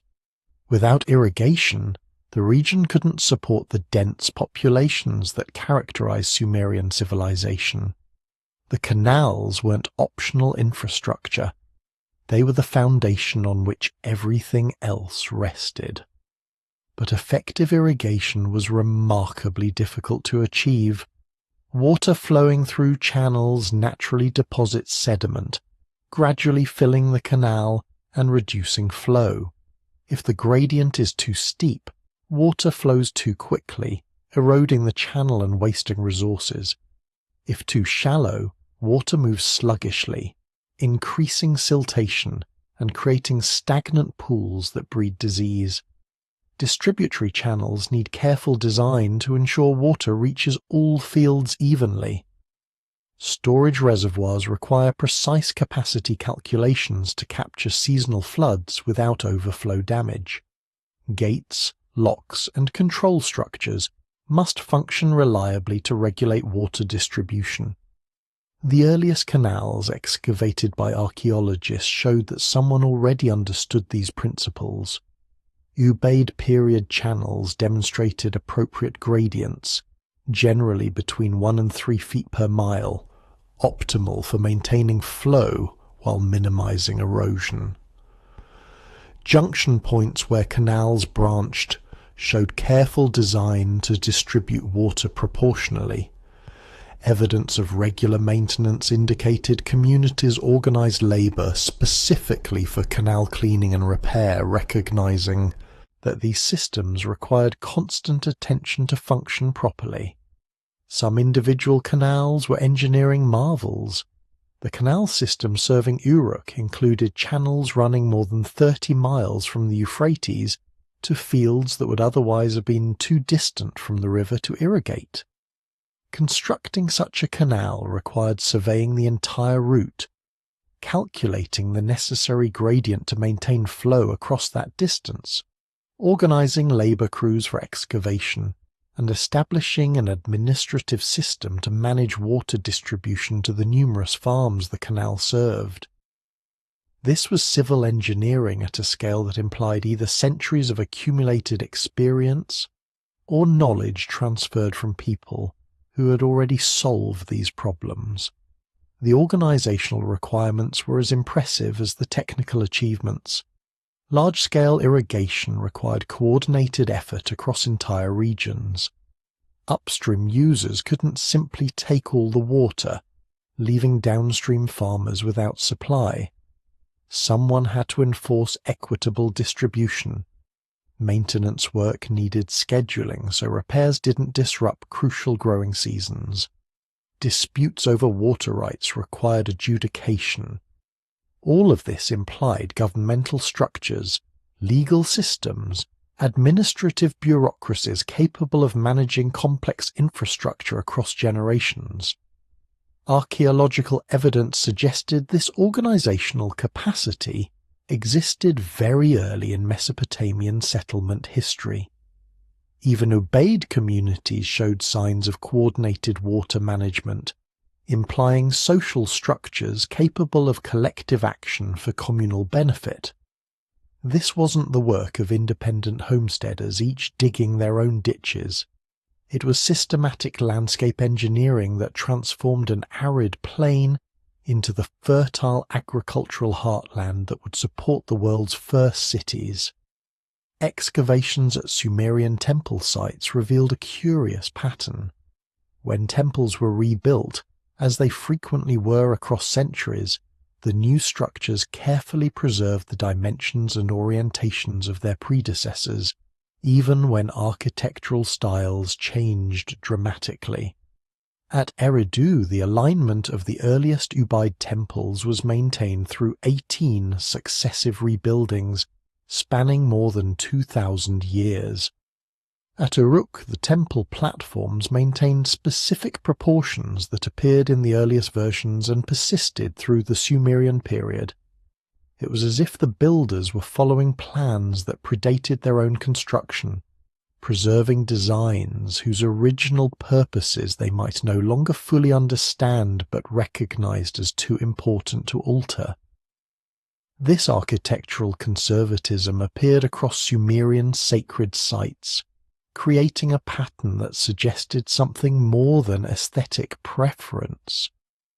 When temples fell into disrepair or needed expansion, the standard practice was to fill the old structure with clean sand or rubble, creating a platform on which to build the new temple.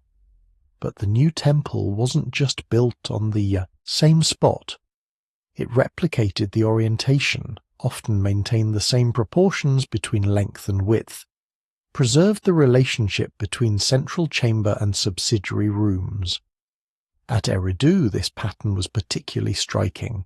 From the earlier small Ubaid temple through the final massive structure, each building faced the same direction. The central axis remained constant across millennia. The ratio between the temple's length and width stayed within a narrow range even as the absolute dimensions grew. When archaeologists calculated these proportions, they found they corresponded to specific mathematical relationships, ratios that appeared deliberately chosen rather than accidentally maintained. Some temples showed astronomical alignments that were preserved across rebuildings. The Temple of Nana at Ur oriented towards specific lunar positions. When the temple was reconstructed, the new structure maintained this alignment even though precessional drift had slightly altered the moon's rising and setting points.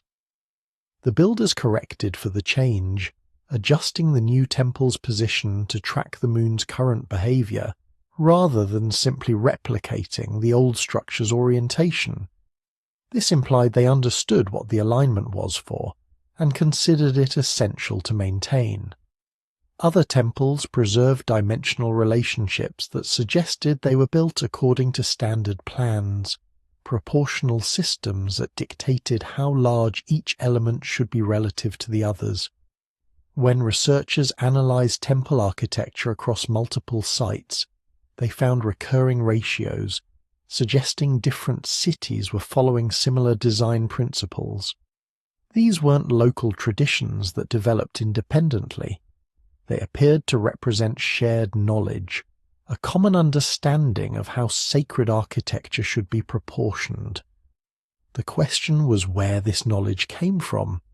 The consistency across time and space suggested it wasn't invented separately by each generation or each city. It was transmitted, taught, inherited from earlier builders who had established the patterns. But the earliest temples already showed these characteristics. The first Ubaid structure at Eridu already displayed the proportions and orientation that would be maintained for the next 2 millennia. Someone, before the Ubaid period began, had already established the principles of sacred architecture, and every subsequent generation considered those principles too important to alter, preserving them with remarkable fidelity, even as everything else about Mesopotamian culture transformed around them. Sumerian astronomical texts demonstrated knowledge that puzzled modern researchers. They identified and tracked 5 planets, calculated lunar cycles with remarkable precision, and mapped constellations that still form the basis of modern astronomy. But this knowledge appeared suddenly in the written record, with no evidence of the centuries of patient observation that such accuracy should require. Some tablets reference star positions that didn't match the sky as it appeared in 3500 BC but corresponded to much earlier epochs. It was as if the Sumerians had inherited star charts from astronomers who lived thousands of years before them, carefully copying the data even when they might no longer remember why certain observations mattered. The Sumerian astronomers tracked the movements of Mercury, Venus, Mars, Jupiter, and Saturn with remarkable accuracy. These weren't casual observations made by people glancing at the night sky. They were systematic records maintained across generations, noting each planet's position against the background stars, recording when planets appeared to move backward in retrograde motion, calculating the cycles that govern their behavior. Venus received particular attention, its movements tracked through its 8-year cycle with precision that modern astronomers could verify against computer simulations of the ancient sky. The lunar observations were even more impressive. Sumerian astronomers calculated the length of the lunar month to within minutes of the correct value. They understood the Saros cycle, the 18-year period after which eclipses repeat in the same sequence, allowing them to predict when the moon would darken or the sun would be obscured. This knowledge required generations of continuous observation, carefully recording each eclipse, noting the intervals between them, recognizing the patterns that governed celestial mechanics. But what troubled modern researchers was how quickly this knowledge appeared in the written record. The earliest astronomical tablets, dating to around 2600 BC, already contained sophisticated calculations and observations. There were no tablets showing the learning process, no records of mistakes being corrected, no evidence of the trial and error that such precision should require.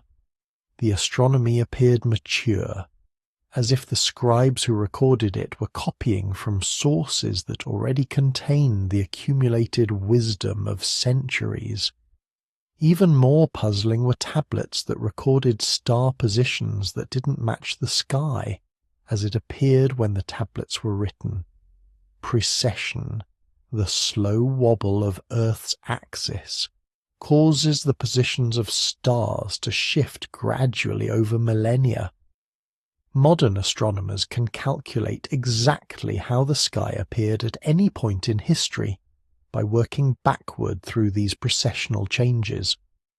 When they analysed certain Sumerian star catalogues, they found the recorded positions matched the sky not from 3500 BC when Sumerian writing began, but from much earlier periods, sometimes as far back as 6500 BC or even earlier.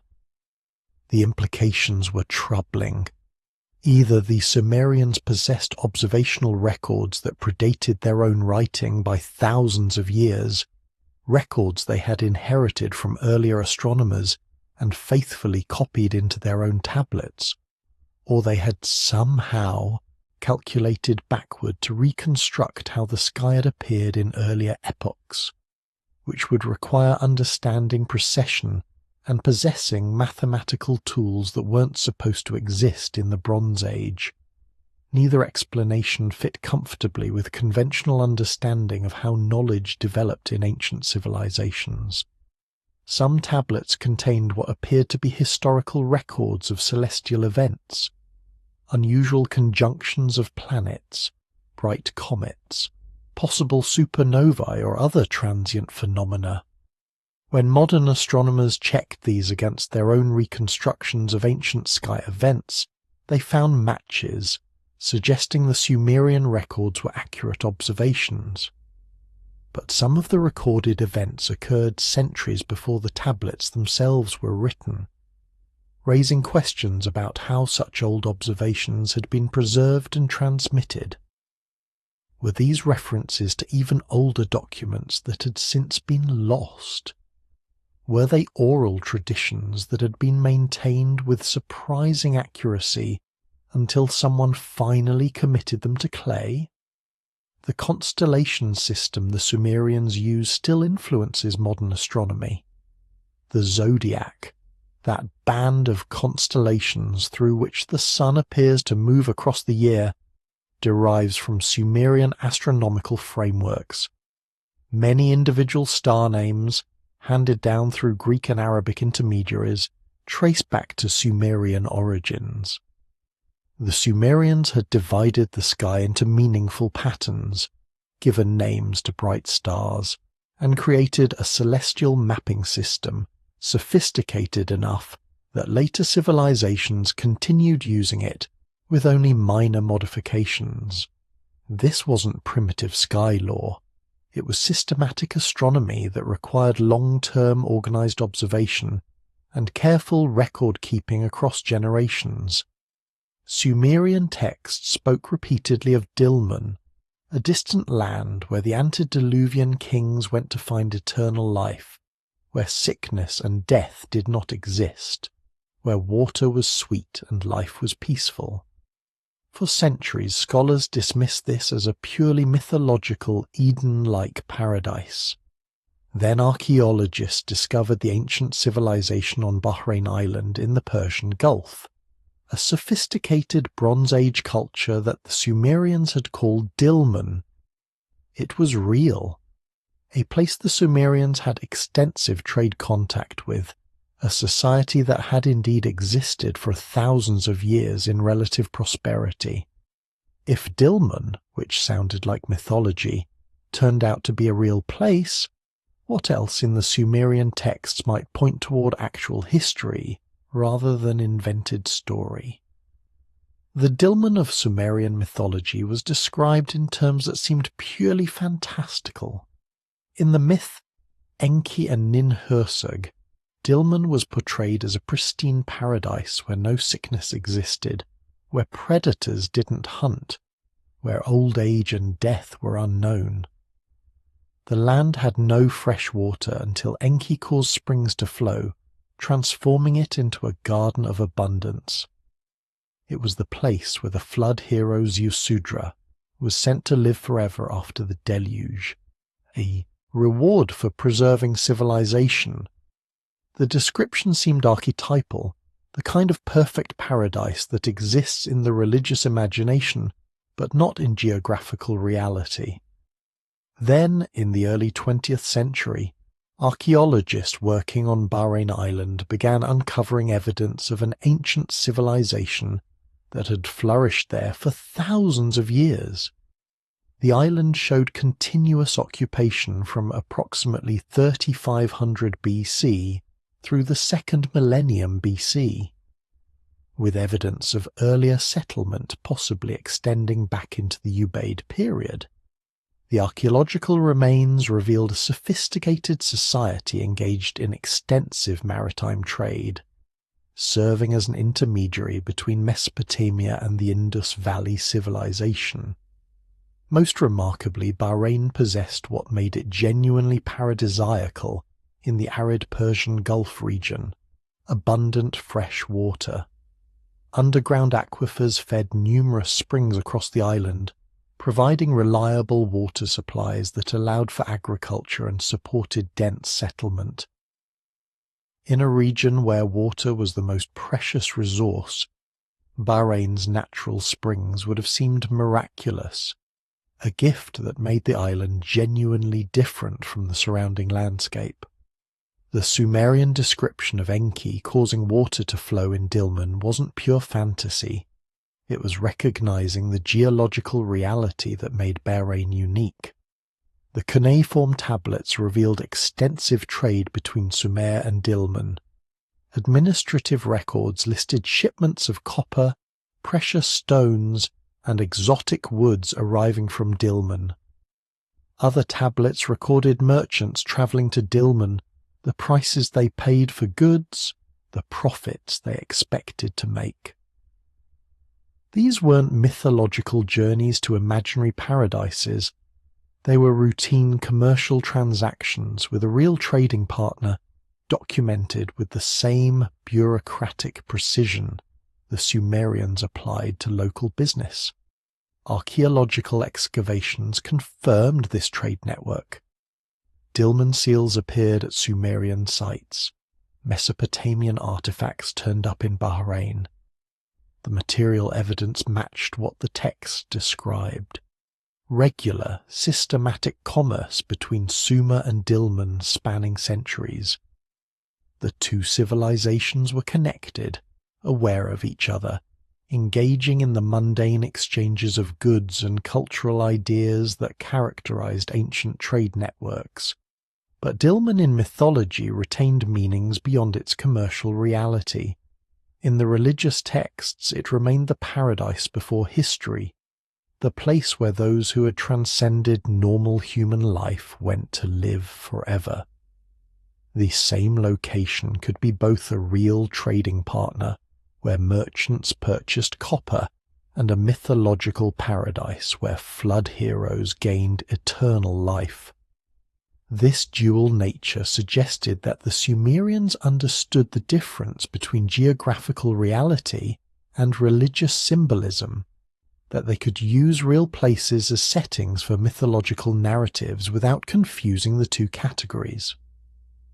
Yet the discovery that Dilmun was real raised troubling questions about other aspects of Sumerian mythology. If the paradise they described turned out to be an actual location, if the place where the antediluvian king supposedly lived forever was a real island in the Persian Gulf, what did that mean for other seemingly mythological elements in their texts? The King List's antediluvian section placed events in real cities, Eridu, Bad Tibira, Shuruppak, that archaeology had confirmed existed. The Apkallu emerged from the waters, and Dilmun was accessed by sea, suggesting connections to maritime peoples or cultures. The flood was described with geographical and meteorological specificity that matched real Mesopotamian conditions. As linguists studied Sumerian more deeply, they found something troubling embedded in its vocabulary. Many fundamental words, particularly those related to agriculture, religious practice, and technical crafts, didn't follow normal Sumerian linguistic patterns. They appeared to be loan words from an unknown earlier language, what scholars began calling the substrate language of Mesopotamia. This suggested that when the Sumerians arrived in southern Iraq, they encountered people already there, people with their own words for farming, for building, for worship. The Sumerians absorbed these terms, preserved them in their writing, but the people who spoke that older language left no texts of their own. They existed only as linguistic shadows in Sumerian vocabulary. The recognition of substrate vocabulary required patient linguistic analysis. Sumerian, as scholars decoded it, showed regular phonological patterns. Certain sound combinations were common, others were rare or absent. The language had rules about how words were constructed, how roots combined with affixes to create meaning. Most Sumerian vocabulary followed these patterns predictably, but certain words didn't fit. They contained unusual sound combinations, violated normal phonological rules, seemed foreign to the language even though they described fundamental concepts. Terms for fundamental agricultural activities showed these characteristics. The word for farmer didn't follow normal Sumerian word formation patterns. Neither did plough or irrigation channel or several names of cultivated plants. These were core vocabulary items, words that should be ancient and native to any agricultural society, yet they appear to be borrowings from an earlier language. Similarly, craft terms like smith, potter, and carpenter showed substrate characteristics. Religious terms including priest and names of certain deities seem to be loans rather than native Sumerian words. Even more tellingly, many place names in southern Mesopotamia didn't follow Sumerian linguistic patterns. City names, river names, geographical features often contained elements that were un-Sumerian in structure. These names predated Sumerian occupation, given to places by earlier inhabitants whose language differed from Sumerian. When Sumerian speakers arrived, they adopted the existing place names rather than renaming everything, preserving in their language evidence of the people who had lived there first. Linguists could identify these substrate words but couldn't reconstruct the language they came from. With only isolated vocabulary items preserved in Sumerian, lacking any texts written in the substrate language itself, there wasn't enough data to determine what kind of language it was, what family it might belong to, or how it functioned grammatically. The substrate language existed as a negative space, visible only through the holes it left in Sumerian vocabulary, the words that clearly didn't originate in Sumerian but whose true origins remained unknown. The most likely candidates for substrate speakers were the Ubaid people, who had occupied southern Mesopotamia for 2,000 years before Sumerian civilization emerged. They had built the first temples, established the first large settlements, developed the agricultural systems that later Sumerians would inherit. They must have had language, must have had words for all these activities.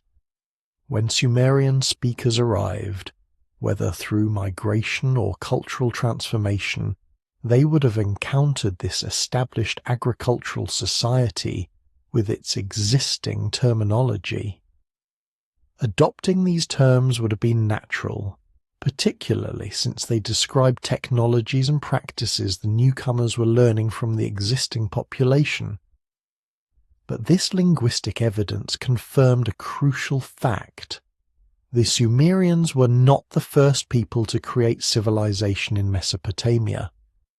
They inherited a landscape that had already been settled, cities whose foundations were already ancient, agricultural systems already functioning, religious sites already sacred.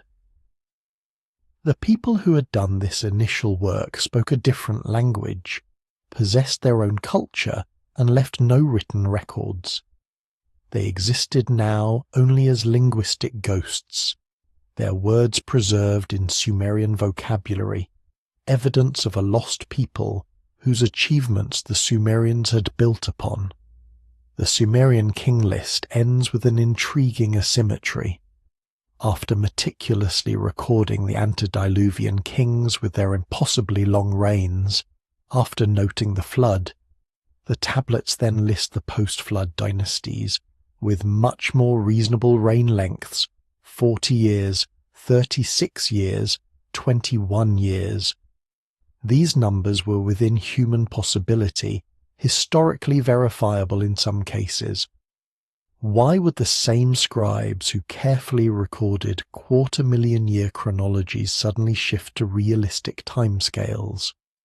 Either the earlier numbers were purely symbolic, meant to convey mythological time, or they were recorded in a measurement system the later scribes no longer understood, faithfully copying numbers whose original meaning had been lost in the centuries since the flood they described.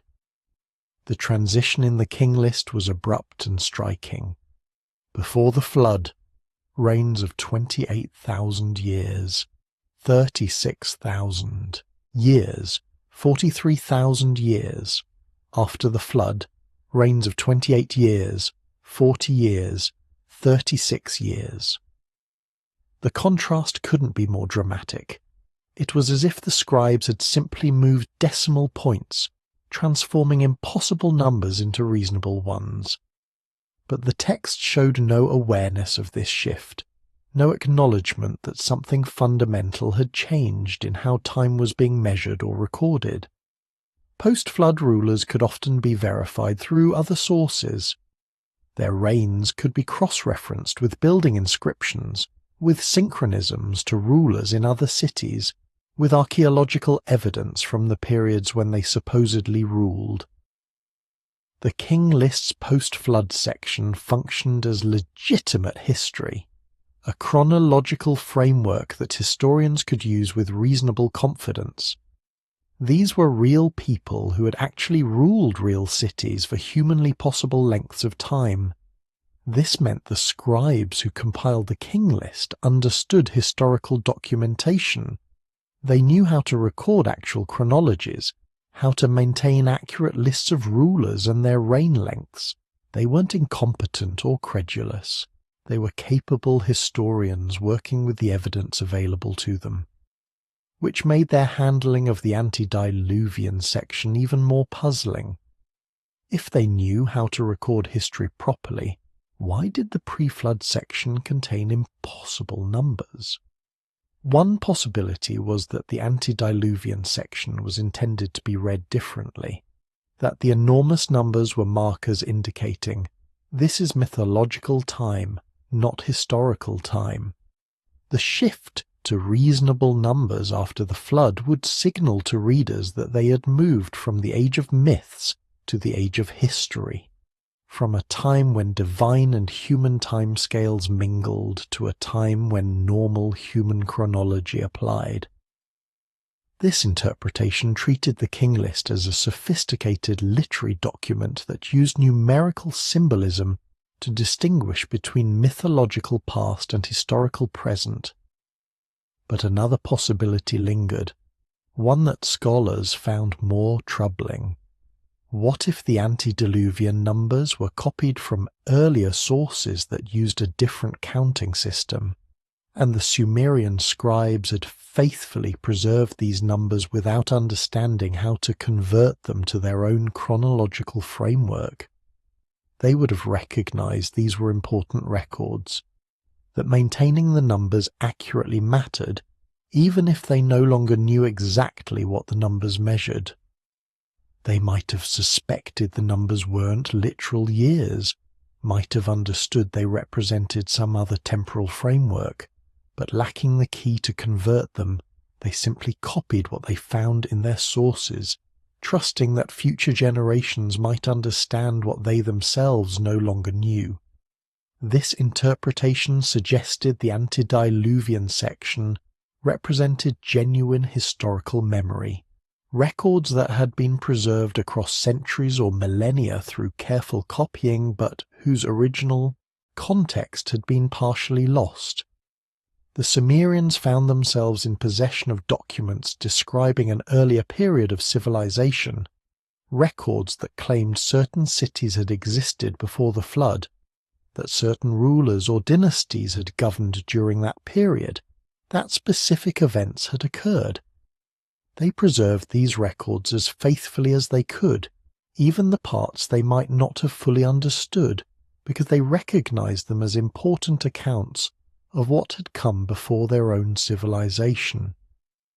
In museum archives and university collections around the world, thousands of Sumerian tablets still await full translation and analysis. New texts emerge regularly from ongoing excavations in Iraq, adding pieces to a puzzle that grows more complex rather than clearer with each discovery. The question these tablets pose has not been answered. Were the Sumerians describing their own history metaphorically inflated and mythologized beyond recognition? Or were they, as their own text repeatedly claimed, carefully preserving the records of something that came before them, something they considered themselves the inheritors of rather than the originators of? The clay tablets cannot tell us what their authors believed. They can only tell us what they chose to write down, to preserve, to send forward through time for us to find.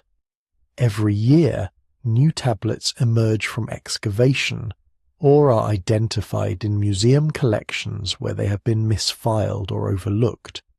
Each one adds information, sometimes confirming what we thought we knew, sometimes contradicting it, often raising new questions that previous discoveries hadn't prompted. The Sumerian archive is not closed. We don't yet have all the evidence. Future discoveries might clarify mysteries that currently seem insoluble, or they might deepen the puzzle, revealing complexities we hadn't imagined. The tablets themselves are fragile. Made of clay, they survive better than papyrus or parchment, but they're still vulnerable to breakage, to erosion, to the slow dissolution that comes from being buried in damp soil for millennia. Many tablets that reach museums are fragmentary, missing crucial portions that would clarify their meaning. Scholars work like puzzle solvers, trying to fit pieces together, comparing similar texts from different sites, attempting to reconstruct complete narratives from scattered fragments. Translation remains uncertain for many passages.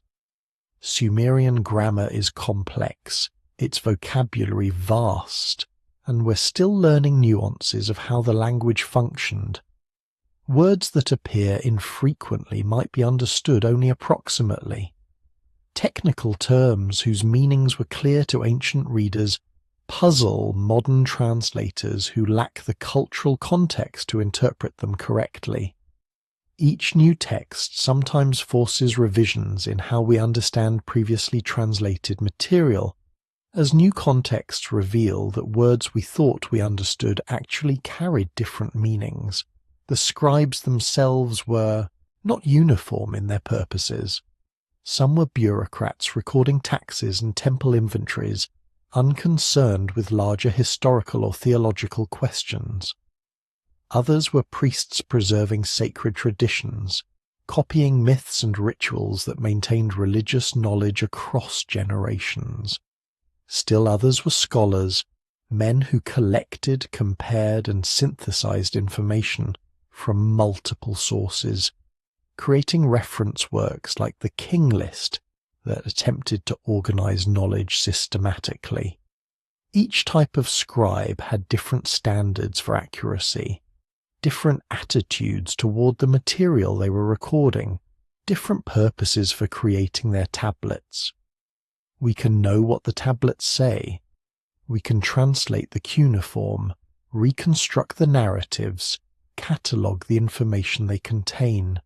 But we cannot know with certainty what the scribes believed about what they were recording.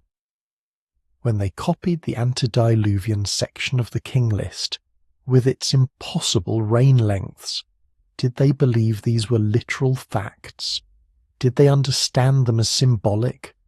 Did they recognize they were preserving information whose original meaning they no longer fully grasped? The tablets don't tell us. They simply present the information, leaving us to interpret not just the content, but the scribe's relationship to that content. What remains undeniable is that the Sumerians themselves insisted, repeatedly and consistently across multiple texts, that their civilization was not the first. They claimed kingship had descended from heaven to Eridu. They described 7 sages who taught humanity. They recorded cities existing before the flood. They preserved names of rulers from antediluvian times. They treated Dilmun as both a real place and a mythological paradise. They borrowed vocabulary from an earlier substrate language. They maintained astronomical records older than their own writing.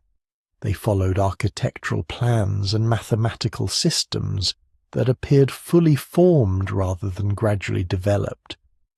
These weren't occasional claims or isolated references. They form the foundation of Sumerian self-understanding, the framework within which they made sense of their own existence. The Sumerians saw themselves as preservers and transmitters of knowledge that had been given to them, as the current guardians of a tradition that stretched back beyond memory into a past they could glimpse only imperfectly through the texts and practices they had inherited. Whether that self-understanding reflected historical reality, or was itself a powerful myth they had created to make sense of their origins, remains the question that the tablets, despite all they tell us, cannot definitively answer. And so the question remains suspended in the silence of museum archives, in the dust of tells not yet excavated, in the thousands of tablets that still wait to reveal what their ancient authors knew and what they believed about the world before their own.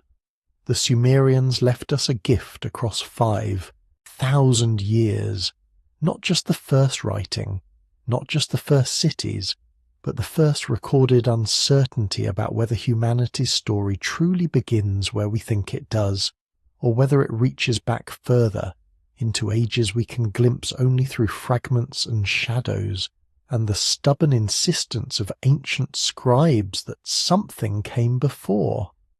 Perhaps what matters most is not solving the mystery, but recognizing that the mystery exists, that the people who gave us writing and mathematics, and the wheel also gave us humility, the acknowledgement that they too stood in the middle of a story whose beginning they could not clearly see. They looked backward into time the way we look backward at them, trying to understand what came before, what was lost, what was preserved, what might still be waiting to be remembered. Tonight, as you drift towards sleep, you're connected to those ancient scribes across the vast distance of millennia. They too lay down at night under the same stars in the same darkness, wondering about the past and what it meant for their future. They pressed their concerns into clay and sent them forward through time, hoping someone would eventually understand. And here you are, having heard their questions, having walked through their cities in imagination, having touched the same mysteries that troubled them enough to preserve for generations they would never meet. The tablets rest now in climate-controlled cases, their cuneiform mark still holding questions that may never be fully answered. But perhaps that's fitting. Perhaps some knowledge is meant to remain just out of reach, patient as clay, waiting in the dark for the moment when we're finally ready to understand what our ancestors were truly trying to tell us about the depths of human time and the persistence of memory. So let yourself drift now into the same darkness those ancient watchers knew, under the same stars they tracked with such devotion and care. You're part of the same human story, the same long conversation across generations about where we came from and what we've forgotten along the way. The questions can wait. The tablets will still be there tomorrow. For now, rest. Let the ancient world hold its mysteries while you sleep. The Sumerians waited 5,000 years for us to find their warnings and their wonders.